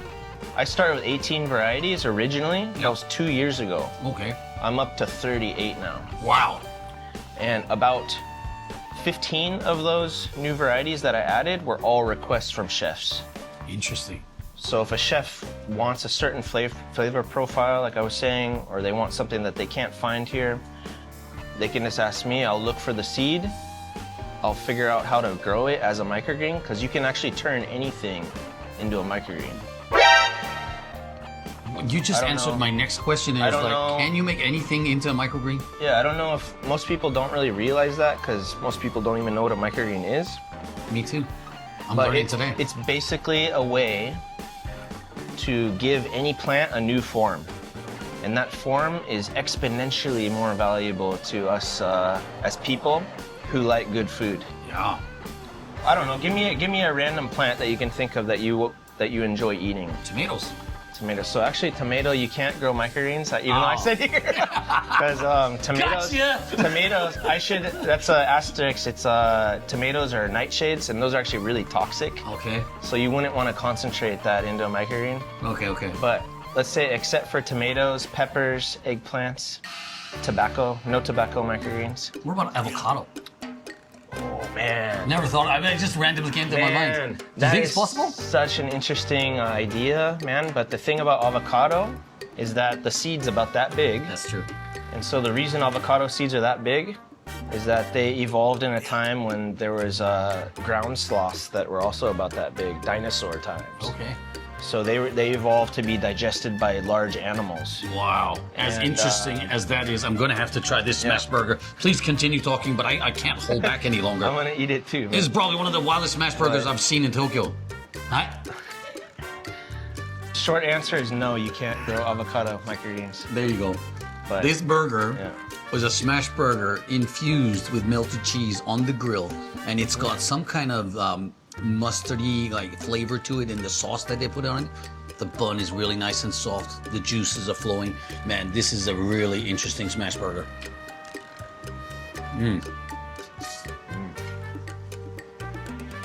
And the cheese on these smash burgers, it's the type of cheese where they put it on the grill and they almost let it get on the edge of burning. I feel like I only know one other place where I've had something similar where they do that, and for the love of my mother, I cannot remember where that was, but this is totally different because they infused it with the meat. So they grilled the meat on one side and then they flipped it over on top of the melted cheese and then grill it again. Delicious, absolutely delicious. And you said this was actually your first customer for your microgreens, so we're coming back to your roots too. That's right, man. Actually, when I first moved to Tokyo in 2019, this restaurant actually also opened, I think, maybe a month after I moved here. So it was one of the first places I ever came when I moved to this neighborhood back then. It gave me the motivation to have the confidence to go out and start looking for customers on my own. Right. Because before I'm just a plant guy, so I just know how to grow this stuff. You know, I don't know how to go talk to, you know, even though I know chefs, but it's really hard to approach places and stuff. For sure. And it's such a niche market, right? Thanks. Well, I gotta say, it's been an absolute pleasure meeting you and you taking me on a journey for the microgreens. The powerfulness of these tiny little creations that are grown in a basement in Sangenjaya is amazing. Do you have any message or what's the next step for you? Next step for me? Yeah, go global. So I don't know if I mentioned it already, but all the seeds that I use are basically from Europe. I only use organic seeds, but in Japan, a lot of the seeds here, they're all like sprayed with fungicides, and so you can't use those for microgreens. Next step is to grow my own seed. So I already have a farm, but I'm gonna grow my own seeds. Yep. I'm gonna grow microgreens with those seeds. And then even after that, got a tray here. Yep. If you lift it up, you can actually see it's all coconut in there. Yeah. No soil, it's just pure coconut roots. And after you harvest these, you're left with that coconut, and you can actually make compost out of that. I don't know if you know about compost, but you can make soil with that. So next step is to make soil with the leftovers. Use that soil to grow seeds. Full circle. Full circle, man. There you go. And then, you know, the chefs are there. You know, you get all these things kind of helping each other out. Yeah. And that's really fantastic. That's the ultimate dream for that, man. I mean, to be able to see you at your stage in your life right now, right here in the middle of Tokyo, and then probably to revisit in a couple of years and see where you're at next time, that could be interesting. Please. Yes. Please do. Absolutely, man. Give me about 3 years. Will do. And we also have a farm out in Chiba where we have an Airbnb. We'll post more about that later. But I mean, you come out there, maybe you could grow some stuff out there. I would be. Because I would be my mother-in-law grows her own jalapenos and stuff. Yeah, man. Could you do a mini jalapeno? I can do anything, man. I can do anything. But yeah, my whole thing is I grow food anywhere, anytime, you know, no matter the circumstance. I like to take that challenge. I can grow food, you know, in the corner. I don't know if you want to eat it, but you know, I can grow it. To be honest, I mean, there's a little bit of sci-fi nostalgia or whatever you call it, like feelings over this. It's like thinking like, yeah, you're out in space, right? But you can still grow stuff, right? This is what it's the most intriguing for me is, right? And we're in Tokyo, we're in the concrete jungle, and there's restaurants on every block. Yeah. But where are they getting their food from? They're shipping it from, you know, probably Australia or something. This is you true. know?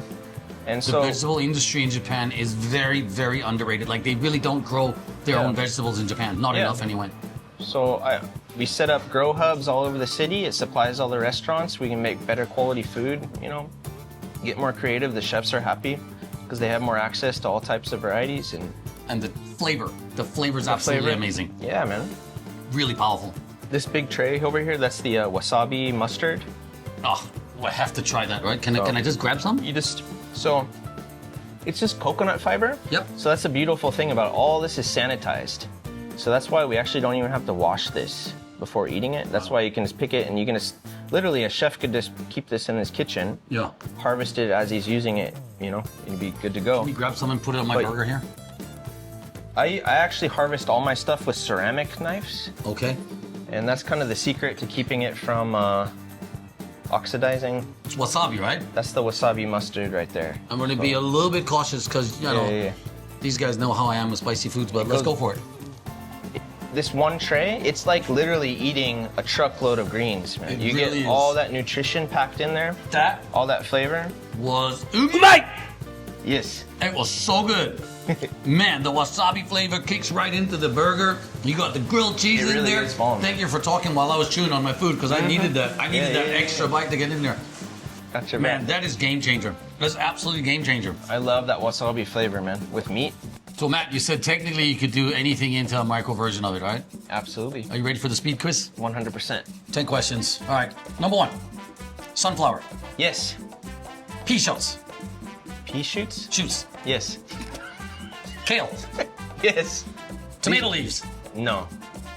Beet greens. Yes, of course. Rhubarb leaves. Ooh, you might get kidney stones, but yes. Cabbage. Yes. Pepper leaves. No. Basil. Yes. Radish. Yes. Beans. Yeah, of course. Not according to this guy. He says beans is on the banned list. Yep, greens you should not grow as microgreens. There you go, they're toxic. I've done garbanzo beans. But that's crazy because corn is also on this list. I'm literally doing garbanzo beans right now. Yeah, but corn is on this list and you definitely are doing corn. I'm doing corn. Well, that's the whole point. I'm doing things that other people are kind of not doing. You don't know what happened here.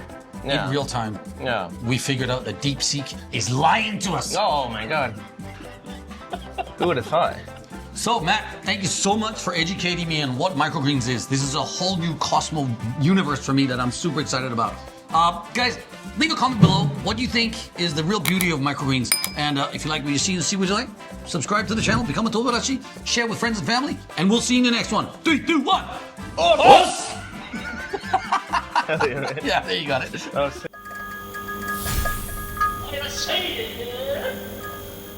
Are you ready for a 10-second speed quiz? Absolutely, 100%. Okay, apples. No. Pears. No. Dude, those are fruits.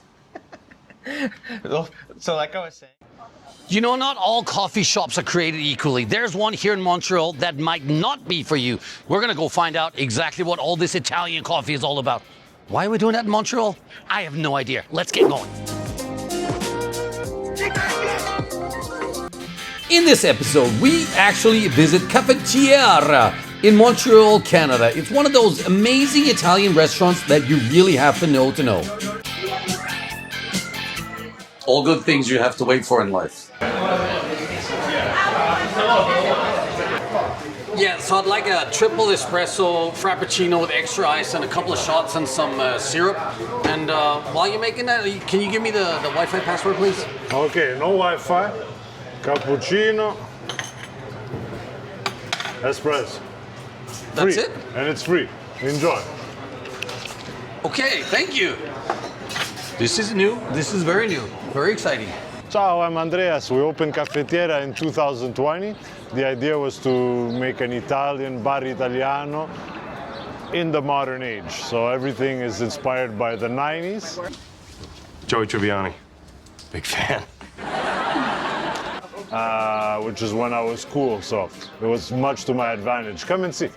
Non più tra i farfalloni amoroso, notte giorno di torno girano, delle belle turbando al riposo, ma ci sento ad un cibo d'amor. Delle belle turbando al riposo, ma ci sento ad un cibo d'amor. Non più avrai questi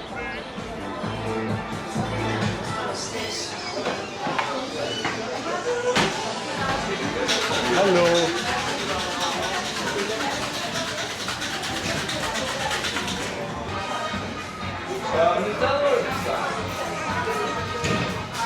Anyway, so I've got this fantastic opportunity here to get into the kitchen with Andreas, and he is now making the sandwiches over here, the focaccia sandwiches. What kind of meat do you use on these sandwiches? So this one's with prosciutto cotto from Parma and fresh mozzarella. Fresh mozzarella, how can you go wrong with that? Oh my God, it looks so good. And then you're gonna toast them up after? Yeah, we'll put them on the panino press. I think I have found my favorite place in Montreal.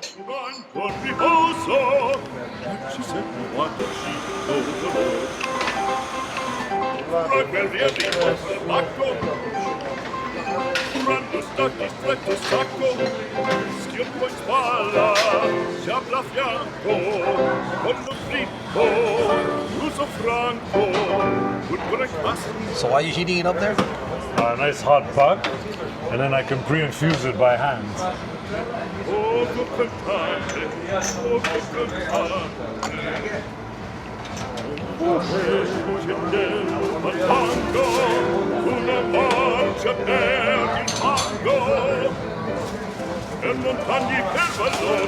Italian espresso, 20 to 30 seconds.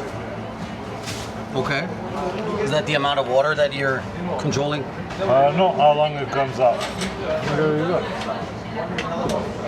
Look at the crema. This has a lot of Arabica. So the crema is not thick, but it stays. It doesn't go away. It's constant. Beautiful. double shot for you. What are you looking for in the taste? Italian double is one, and then you have another one. Ah, okay. Not two at a time. There's no rush. Nice. So what are you looking for in taste? You want the crema. That's Italian coffee. So the cream is created by carbon dioxide in the pressure of the coffee, and that cream goes throughout your mouth. And then you want the flavor of the nice things like floral flavors, peach flavors, so the fruity floralness to kind of stay with you for a while. A pleasant taste that stays with you. Italian, never too hot, the milk.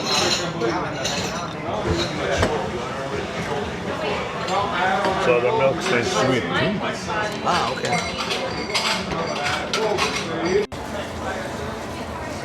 So you're just washing off the pesticides or anything? No pesticides, just the street dirt. So this is completely organic? Yes. Oh, wow. Yeah, it's not hard to do. It's the future.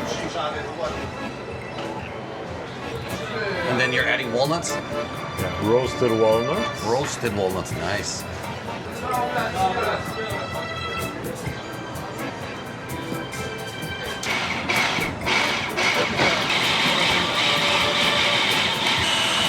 So do you come up with the recipes yourself? Most of them are classics that we've been doing in Italy forever, and a lot of times in North America they got forgotten. And then a little thing like a walnut basil is my little touch. Yeah? It's my way to express myself. I see. Because on the coffee we don't allow for any expression. Everything is done as it's always been done. So this is my way to express myself. These are ciabatte, slippers. They're made with flour and semolina from Puglia. They look really good. I'm just adding some grana, which is a nice cheese to give a little salt and a little bite.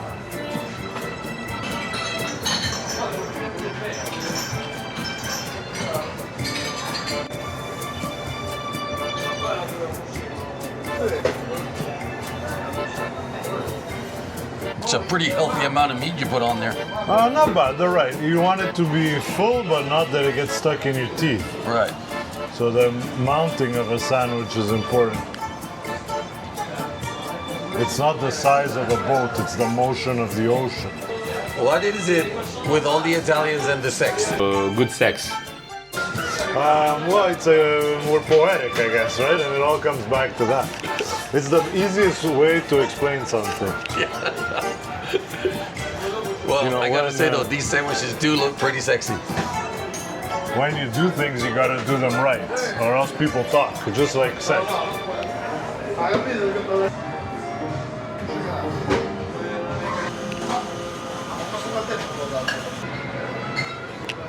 Strabuzzata, senza tregua.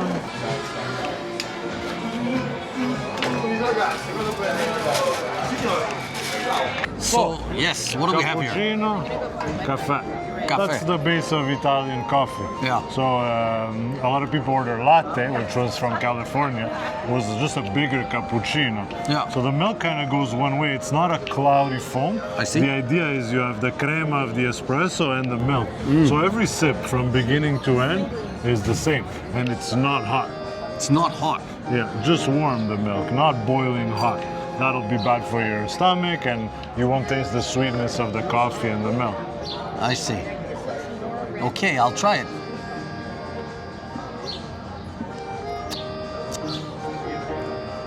That is good coffee. That's what it's supposed to taste. That's beautiful. That's absolutely beautiful. You know, you sit down, you're not burning yourself, right? You get a bit of the foam, and then the coffee around it has also got that little bitterness to it, right? And the espresso, when it's made with good quality Arabica, you have what they call crema. Yeah. This beautiful brown cream on top. Not Yes. too dark, not too light. And with good quality, the crema kind of stays for a while. I see, but this is not a shot, right? You sip it. Yeah, take your time, enjoy it. Enjoy the sunshine. Man, that is powerful. That is really strong. It's delicious. Yeah. There's no sugar, right? No sugar. No Just sugar. coffee. Well, you can put sugar if you like. Yeah. Why not? I really like it. Good man. Tell us about the sandwiches a little So bit. this is for lunch. So Yeah. we really frown upon cappuccino with ham. Oh. That's something the Northern Europeans do differently than Italians. Okay. So we'll get rid of that, okay, if you don't mind. All right. So no more this cappuccino. you can enjoy with a beer or a Kyoto or a soft drink or a spritz. And this one is ciabatta with prosciutto from Parma, fresh mozzarella, and we made a walnut basil salsa. Basil from our garden, which is very short-lived in Montreal. Just gonna take a bite of it. Good man.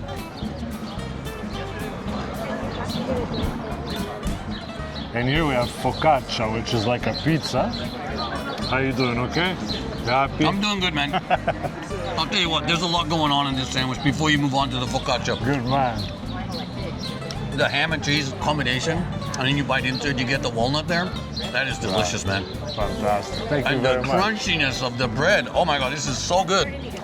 No wonder you said it could be good with the beer. I think I need to get a beer with this one. I'll bring you a beer right away. This is focaccia or schiacciata, depending where you're from. So it's a thin pizza dough. And then inside we put ham cotto, so prosciutto cotto, fresh mozzarella, and olive oil. Very, very simple. And here we go. 3, 2, 1. Itadakimasu! And that's kind it. of the whole combination that makes it happen. Wow, and I see you got a bit of rosemary on the bread today? Yes, yes. Because my baker doesn't love me. Mmm! I can taste the olive oil. Very simple. Super simple. A little bit salty, like it's supposed to be. But man, the bread is delicious. Wow. And that crunch. It doesn't get any more simple than So that. I'm gonna get you a small, big beer for you. Yes, big please. man. A big beer. Okay. He'll be back. I'll be eating a little bit more then. Good Thank man. you so much. Thank you. To be schooled in what it is to drink proper coffee is actually quite the experience. You get a sip of this and it actually speaks to you. Mm-hmm. It tells you a different language. It tells you about a culture that, for me, is fairly new, to be honest, actually.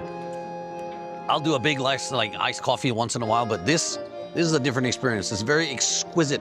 It's very eloquent, and it's really delicious. I'm not gonna lie. Mmm. That is delicious. But man, these sandwiches, are you kidding me? The way they grill the bread gets so crunchy, and it's got that melted cheese inside, and the prosciutto that he was slicing for me in there, delicious.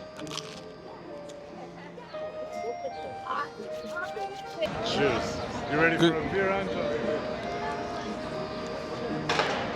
Absolutely. So, I mean, standing here in Canada, Montreal, in 30 degrees Celsius outside, getting a ciabatta sandwich and a beer is probably the most extinguished experience I've had on my trip so far. Mm. Oh man, that is good. Woo-hoo! Oh yeah. Mm.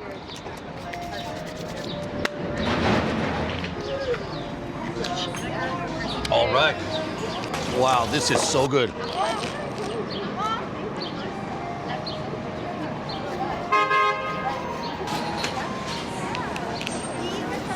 Cheers. Oh, that is umai!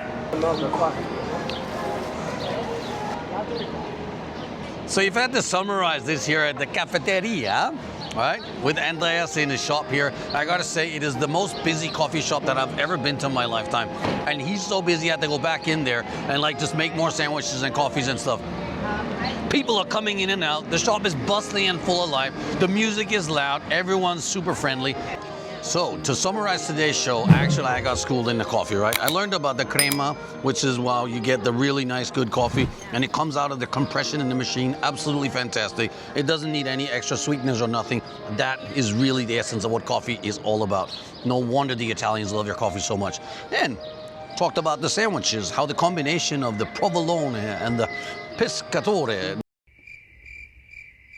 No, not pescatore. It's the prosciutto, So you have the ham and the cheese, and then in the grill sandwiches, absolutely delicious. Also, I learned another thing. You do not drink your cafe latte or your cappuccino and have meat at the same time. We really frown upon cappuccino with ham. Oh. That's something the Northern Europeans do differently than Italians. Okay. So if you're gonna have a meat sandwich, go for the beer or go for the normal cafe, and that's about it.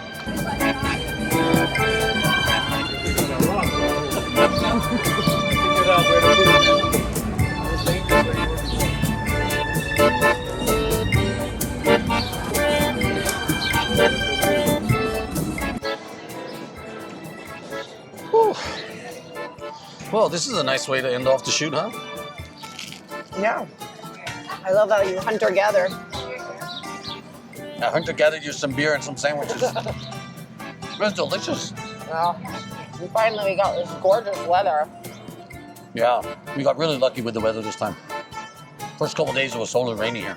But like hearing Andres' story and like the particularness that goes into everything was actually one quite surprising because I thought Italians were a little more like tikto type people. Tikto, But they're actually super specific about how they like to do things and what they think is good quality and tastes good. We gotta go to Italy. We gotta go to Italy.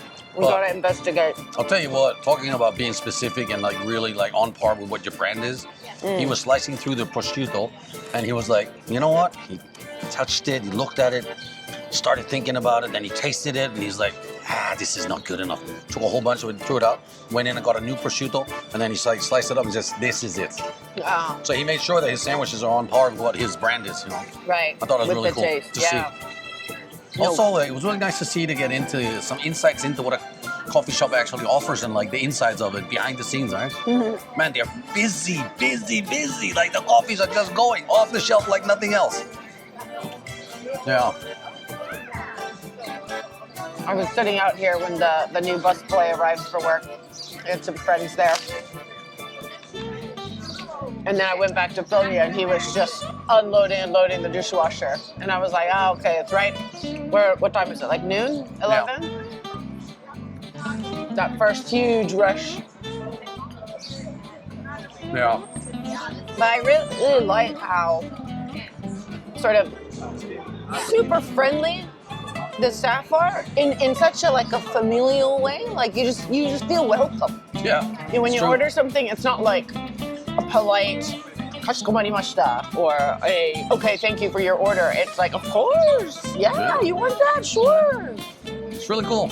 They have this. I just found out that there's a Italian version of a Bruce Springsteen guy. Really? And the guy. So when the song was playing on the radio, they were all singing along on it. It was really cool.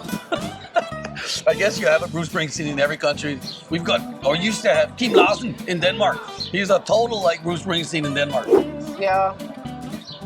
I like that too. I liked how the staff are like making your coffees and singing songs.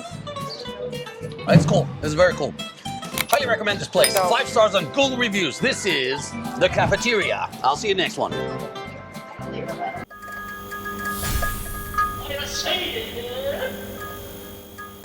Also, just in case you don't know what Nicklish is, here's a really explained explanation of what Nicklish is, Nicklish style.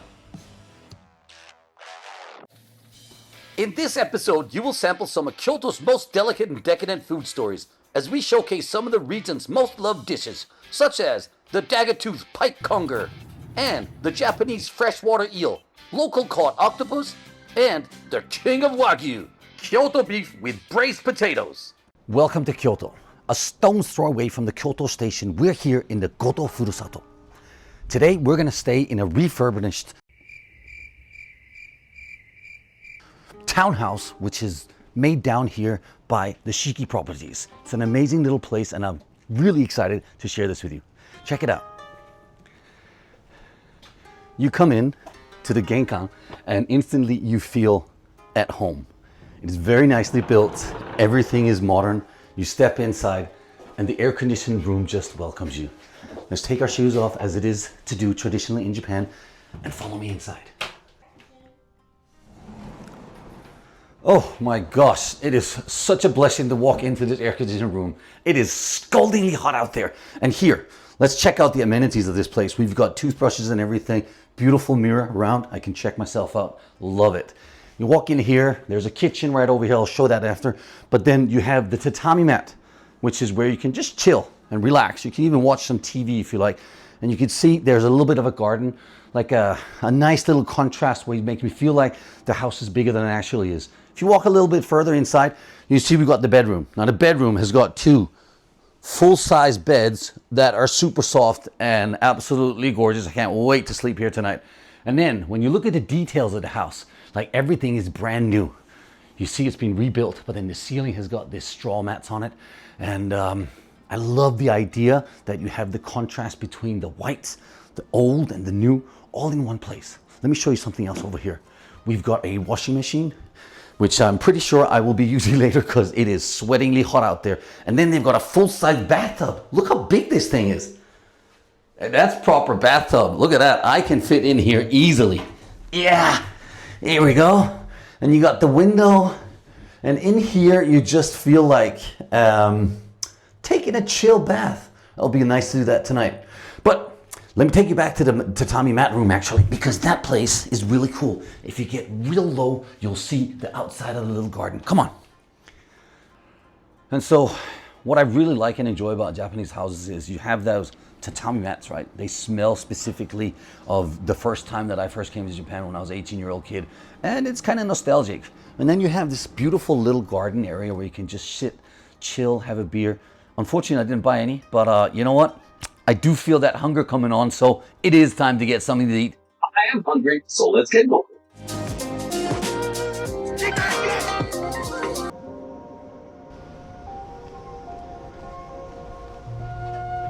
Oss! 京都の日本料理特攻です。よろしくお願いします。2005年からですね、やらせていただいて、今で20年ちょっと、京都の方で頑張らせていただいております。美味しい料理をたくさんご用意しておりますので、よろしくお願いします。Hey, I'm Chai Kanda. I'm the CEO and founder of Shiki Properties here in Kyoto. Chai, good to see you again. Great to have you in, Nick. Yeah, wow, Welcome. Kyoto. Thank you very much. It is extremely hot down here. Brutal, absolutely. Yeah, it's 38 today, isn't it? So, I mean, we're staying at one of your properties today. A fantastic, beautiful location. Really loved it. Thank you. But I remember talking about seasons for people coming and booking and not booking, right? Yes. We did a little bit of research. 75 million people come and visit the Kyoto region every year. That is wild. Incredible. And so, in this season specifically, how's it going? Yeah, look, it's actually the visitors are a little down this summer, and to be honest, you know, I'd probably be skipping some of myself. It's warm, yeah, but the prices are low. So Yeah. if you can brave the heat, you can get a bargain. Yeah. And then, you know, it is very seasonal here in Kyoto. Yeah. We have the spring and the fall being the most popular. Yeah. And Spring then- is the sakura season also, right? That's correct. Yeah. And then, yeah, fall, obviously the autumn leaves, Yeah, the autumn. which would be back end of November. And Right. actually, a secret tip, early December, leaves are pretty good, half the people. Wow, that is absolutely the information that we needed on this show today. So you're introducing me to this restaurant, Tokuo. It's named after the master chef here, and they've been in business for 20 years. Why do you love this place? Yeah, I'm a frequent visitor here. I find myself back here a lot. The quality is extremely high. The craftsmanship of the chef, ingredients fantastic, price reasonable for what you get. Really? This is like an 8-seater restaurant, so I mean, you kind of probably got to get a reservation, right? Absolutely, and actually they have a fantastic private room in there as well, which I use quite regularly Nice. when you know have a meeting or an Yeah, important client. Yeah, cool. Well, let's see what we can get to eat. Great. はい、お願いします。はい。ではまずお作りからご用意いたしました。はい。お醤油とね、梅肉ですね。梅肉ですか？はい。梅のソースになります。なるほど。今日はちょっと3種類のはい作りご用意しております。真ん中が今日はですね、兵庫の淡路島で採れた天然の鯛ですね。あとは本マグロの中トロと、ハモと塩になっております。京都のナスというハモが有名で、ハモはもうこちらの上のスパイ肉の方で召し上がっていただけるかなと思います。はい、どうぞ。ありがとうございます。Thank you very much. Should we start off the show with the tradition? Sure. All right. So here we go. 3, 2, 1. Itadakimasu! Oh, that looks fantastic. I want to start with the wasabi in here. Get a little bit of that chutoro, which is, all right, the tuna. Mmm. Oh yeah. Oh, that is so sweet and so delicious. That's just fantastic, isn't it? Beautiful. Yeah, so they also have a fantastic wine selection. Yeah. Including all of the Kenzo estate wines. I'm really intrigued by this one though. This is the famous piece of fish from Kyoto that he's super thin sliced and then slightly boiled to make it soft. He said to eat it with the plum sauce. Definitely with the plum. Yeah? Yeah. Plum in this kind of heat right now just sounds delicious. Summer specialty. Mmm. That is fantastic. Wow. That just hits you with freshness at a whole different level, doesn't it? It's beautiful. Yeah, wow. Oh man, because there's literally no fat on this. It doesn't melt away anything of the sourness from the plum, but it just hits you with spring trees. It feels like eating spring trees or something. じゃあ次の一品いきますね。はい。続いてはこれから秋にかけて一番人気のメニューです。ハモと松茸のロビ蒸しですね。京都の日本料理を語る上では外せない一品となっております。こちらロビンからお出汁を注いでいただいて、ここで飲んでいただいてるんですけれども、こちらお隣に柚子をつけております。はい。柚子はもうここに直接絞らずにおちょこに少しずつ絞りながら召し上がってください。その方が最後まで美味しく召し上がっていただけると思いますので。わかりました。どうぞ。ありがとうございます。All right, let's try it then. Great. This is very exciting. There's stuff inside, right? It's correct, yeah. So it's hamo and matsutake inside. Nice. Oh man, this is like the embodiment of the spirit of Kyoto, in my opinion. Oh man, it is so simple in flavor when you think to yourself, why can it be so simple but yet so powerful? So you guys will notice that the dashi is a little more subtle in Kyoto than in Tokyo, where you guys are used to. Yeah, that is just like, it's screaming at you like in natural ingredients. So clear, so delicious. Mmm. We looked up a couple of things, and one thing that kept coming up as a theme was that you don't run through Kyoto. You take a step back, relax, and you let Kyoto come to you. I like the sound of that. Right? Yeah. I mean, it works a little different when you live here all the time. But yeah, I should share that with my guests. Absolutely. I always thought when I was younger that I would be a big meat eater. You know? Right. But I think I'm maturing into it for sure, because like these subtle, flavors are so savory. It's almost ridiculous how good it is. It's no doubt it's a healthy choice as well. So yeah, we eat a lot of seafood these days and can really notice the difference. Man, when you squeeze a little bit of that yuzu on top of it, it is so good. So most of the seafood is coming from around like Maizuru, Kyoto, which is basically almost directly north of here. Yeah. はい。じゃあ最後3品目です。どうぞ。わお。どうぞ。これはうざくと言います。焼きたてのうなぎときゅうりで酢の物にしてるんですけども、うちの料理の中で多分これが一番人気があるメニューです。リピート率が一番高い料理になってますので、よかったらお召し上がりください。どうぞ。Master, I don't think you realize how much passion I have for unagi, so I'm extremely excited about this dish. これは私の大好物なんで、とても楽しみにしてます。美味しいと思いますので。ありがとうございます。どうぞ。So Nick, when you want to enjoy this shiso flour, yeah, what you actually do is you just pick off parts of the flour and put that on the food. Oh, okay. And you can enjoy the subtle flavor of the shiso, which is something that a lot of visitors to Japan don't seem to know how to enjoy. Thanks for the education, because I was about to take a bite of this whole thing. That would have been a disaster. It doesn't have a strong. Oh, there it comes. Oh, okay, okay, there it comes. Oh, man. See, man. That is. You know, the unagi has been crisp on the outside, and then it's been micro cut again. It's still a little bit warm from the grill. That is deceptively delicious. It's divine. Yeah, it is really divine. It is absolutely awesome. That's the only like Nicklish word that I could figure out how to say right now. This is really awesome.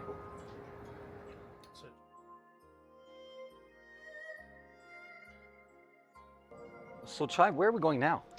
So we're going to pop into a very special place. Okay. Some of the best nihonshus ever made. Well, you definitely got me with the presentation of this place. Oh, wow. This is cool. Oh, and the air conditioner. Oh, this is so beautiful. The ambience. It's like walking into a secret dungeon. Konnichiwa.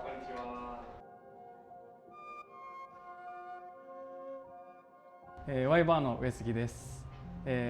ここでは竹の酒造さんの一般流通してない特別なお酒を楽しんでいただけるバーです。お願いします。はい。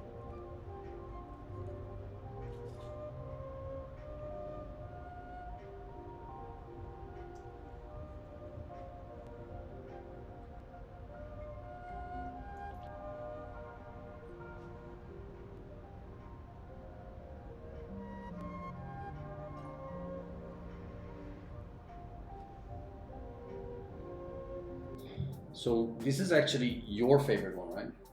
That's right. This is the favorite one from the Toji Yukimachi. Yoshi is his name. Yeah, Yoshi's glory. 6th generation, and I think he's really redefining what sake is. He's going for all new techniques, and he's got a science background. I think of him as a bit of a mad scientist almost. Or he's definitely an artist, so Yeah. I'm interested to see how you find his. Well, I mean, I've never had sake in a big wine glass like this. So these are custom glasses just for his nihonshu.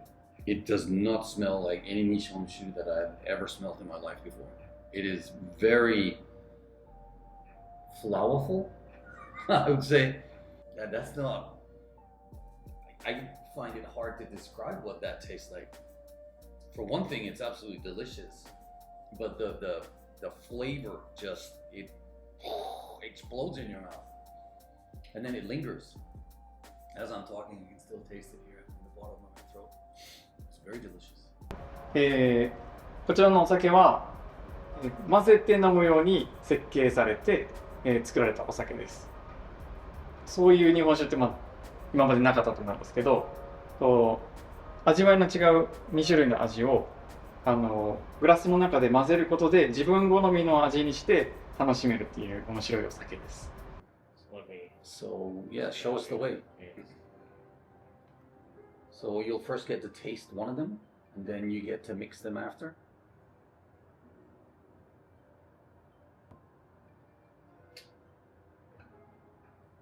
Of course, The suspense is killing me, I'm telling you. I'm just sitting here like a little kid in a candy store. What's he gonna say? It's almost like water, how easy it is to drink.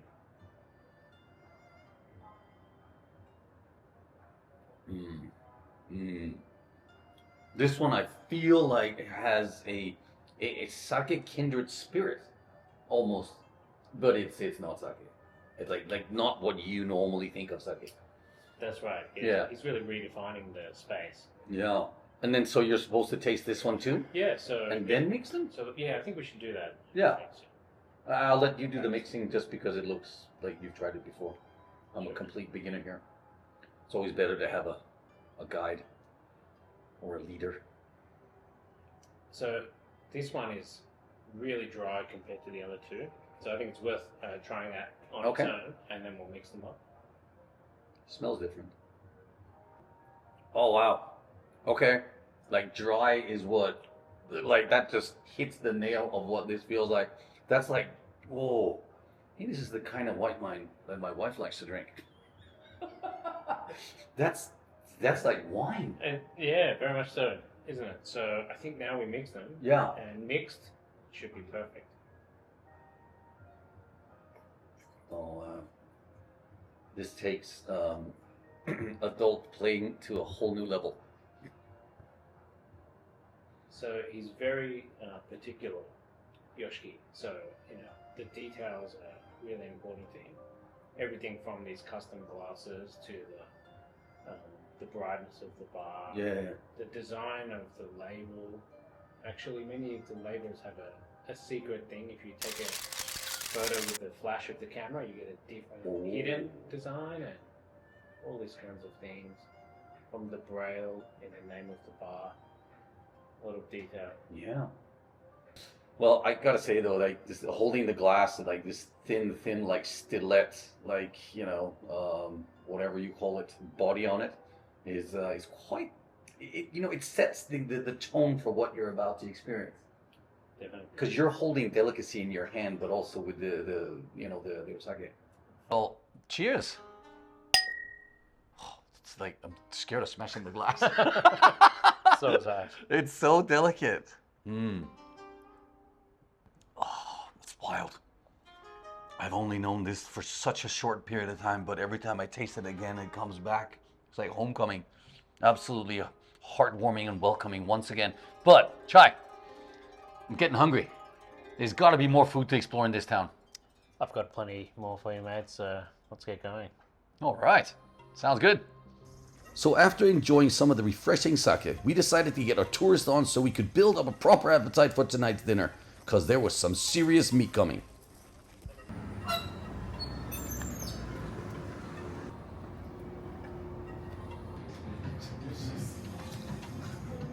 こんにちは。ハンターの今井です。よろしくお願いします。今井さん、今日はよろしくお願いします。よろしくお願いします。オスのニコラスです。めっちゃ見てました。本当に嬉しいです。よく見てました。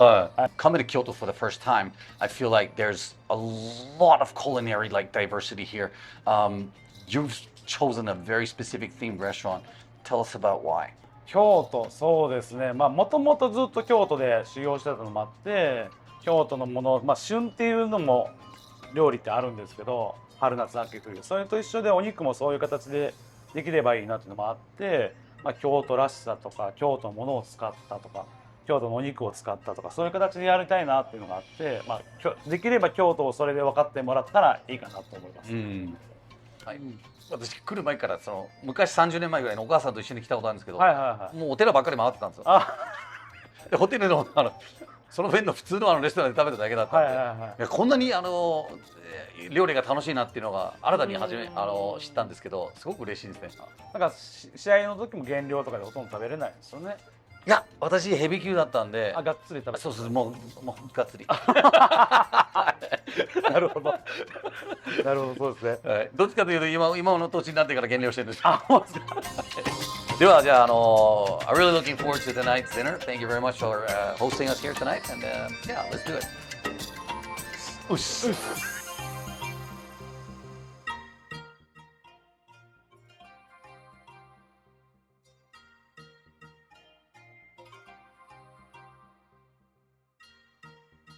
今井さん、これ自分で作ったハムですか？自分で作ったんです。こっちは自分で作ったんです。いや。こっちはフランスのラボリーっていうところの美味しい生ハムをもらったんですけど、あとは今日はサンバ、京都の。And what is this? これはトンナートって言って、イタリアのピエモンテのソースなんですけど、ちょっと日本人でいうとツナマヨみたいな。なんですけど、魚を使った卵黄とマスタードのソース。これも一緒にハムと一緒に。Yes, that sounds so good. Are you ready, Chai? Absolutely. Come on, let's do it. You got to stick to the tradition though. Before we eat, you got to pick up your chopsticks. Come on. All right. Jump in on the fun. 3, 2, 1. Itadakimasu! Oh man, I can't wait to taste that. like sauce with his homemade bacon ham here. Look at that. This looks absolutely delicious. Oh, it's already lathered up, man. Let's give that a go. Yeah, let's give that a go for sure. Oh, here we go.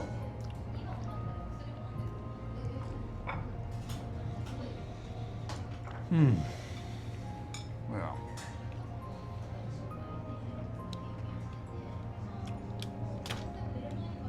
That's delicious. Hit the spot. That's crazy how well the fat on the ham is not overwhelmingly like greasy, but it's super juicy and sweet. And that salt and pepper on top of it, oh man. That's good. That's really good. I think a lot of people coming to Japan on a trip might naturally stick to Japanese restaurants, but there's some fantastic other cuisines here as well, particularly French, which Imai-san's doing. Yeah. Really nail it. I mean, I would never in a million years have thought coming to Kyoto and going for French-inspired cuisine, right? But I'm gonna call it inspired because I still think that he's putting his own twist on it, right? Absolutely. It is very delicious. Like each flavor just comes, you know, with more like spirit of Kyoto, I feel. Like it's really been like yeah, take a step back and let Kyoto come to me kind of experience. Really appreciate everything you've done for me here. My pleasure. Completely different curing of the ham. Like it's slow aged and dried, you know. You can tell that it's just different. And just like the smokiness and the sweetness of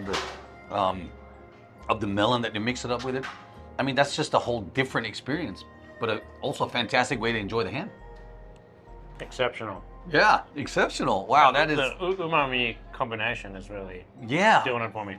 I mean, you're doing, you know, there's so much going on because it's sweet, but it's a bit salty and it's a bit, you know, yeah, that is good. I mean, that's just a French staple dish, I know, but still, with a bit of flavor here from Yomai-san, it's definitely a hidden spot. But man, his homemade ham,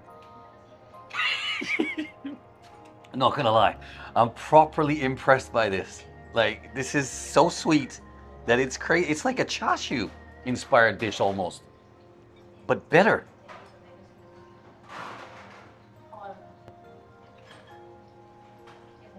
Oh yeah. And so tender, like so tender. The texture is really exceptional. Like Texture is amazing. It's so Very savory, it's enjoyable. crazy, yeah.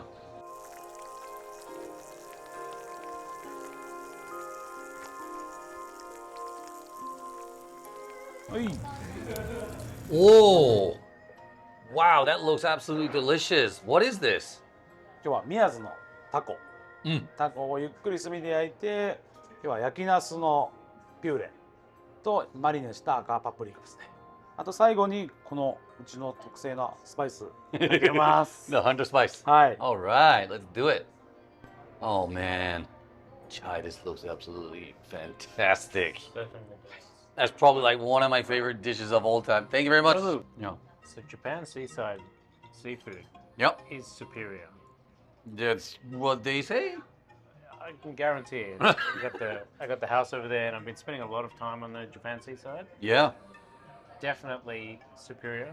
Other than Hokkaido, which is number one, but number two is supposed to be Toyama. Oh yeah. And then all the way down, you know, like Kanazawa's got great fish. Yeah. Fukui, and then North Kyoto. Yep, I'm still listening. I'm just gonna cut into it so Yeah. I could like get ahead of the game here. So this is North Kyoto. So Nice. Oh man, and that's like a bell pepper that's been sauteed in it. Oh, that looks so good. A bit of green stuff in there. So now that we've got it, please dig in there so we could like share it together. We travel for martial arts work for Senshi in Bulgaria 5 times a year now. And in Bulgaria, they have fantastic octopus. And they always grill it like this. So I feel like a little bit like I'm an expert on this one. But I have high expectations because, I mean, the sauce here and everything, it's going to be very different. yeah. Eggplant sauce, yeah. Yeah. But, I mean, brutal honesty, Japan is like notorious for the best seafood. Here we go. It's got that nice and soft. That's crazy good. But this spice.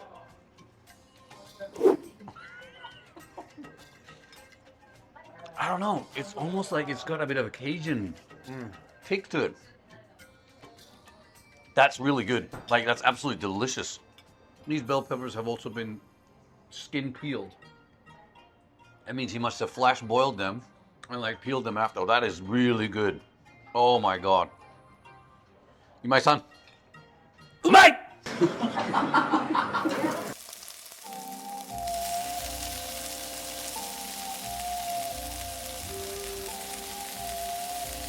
Okay, Chai, I gotta say, I mean, this took him a good, maybe an hour to slow cook that piece of wagyu, and it is poetically beautiful. It's a stunner. It really is. I mean, I'm from Denmark, and I gotta tell you, I know when a good potato is a good potato, and those are good potatoes. But the meat just takes it to the next level. Should we just dig in? Absolutely. I'm gonna try the potatoes first.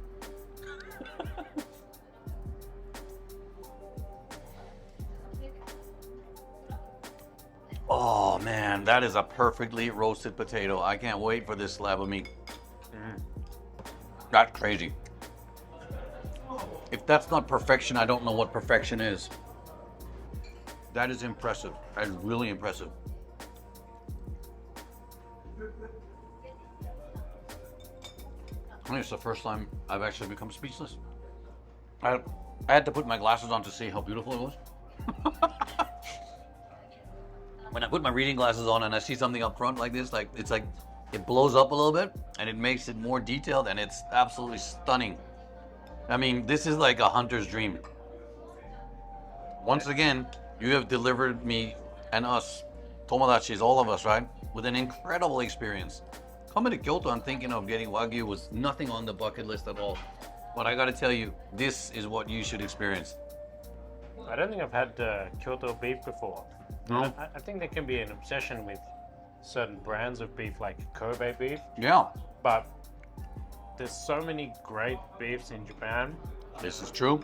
This is amazing. We've featured on the channel. This is the samurai spirit of Japan, right there. Kuroge Wagyu from Hokkaido. I know you do multiple locations and operate different Akiya, not Akiyas, what do they call again? Machiyas. Machiyas, Yeah. right. Is there anyone that has a special fondness for you, like a favorite one? Yeah, look, of course I like many of the properties, but one in particular owned by a friend of mine called Bishop is like 120 years old or something, and it's got a very unique finish in that many of the walls are unfinished. Oh.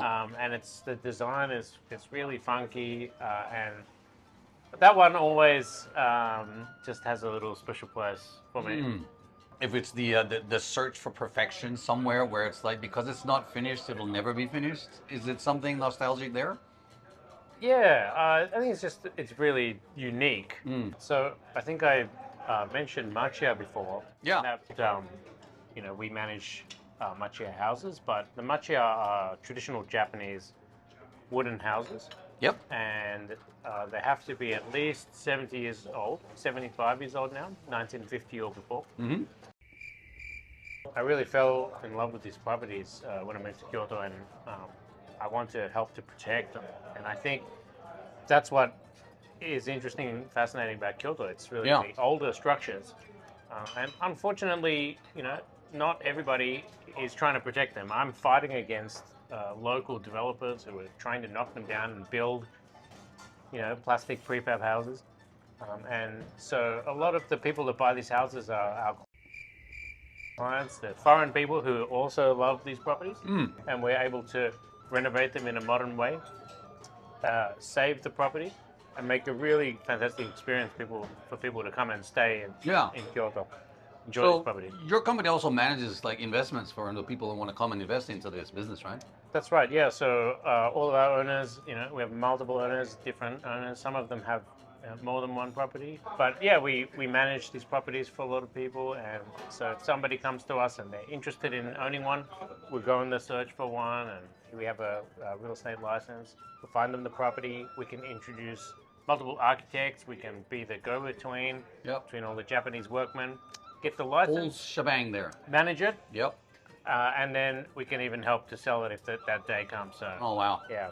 One stop. Just from all I know about it, I know we've met in the past and spoken about it, but actually to get the proper license in the proper house in Kyoto is not as easy as it sounds. And also the management part of it, it's no joke. But if you're interested, just click the link in the description, reach out. Shiki Properties, they're doing fantastic stuff down here. I'm sure we'll be back doing more videos. But you know what? Thank you very much for today. It's been a real pleasure. Thank you, Nick. My pleasure. Yeah. Pleasure's all mine. So Tomodachis, leave a comment below. Let us know what your favorite Kyoto story is or anything that you saw on the show that you would like to come and try. 今日はありがとうございました. Thank you so much for everything. It's been an absolute pleasure. This food, off the hook. If you like what you see what you like, go ahead and subscribe to the channel. Set that reminder, and we will see you in the next one. 3, 2, 1. Us!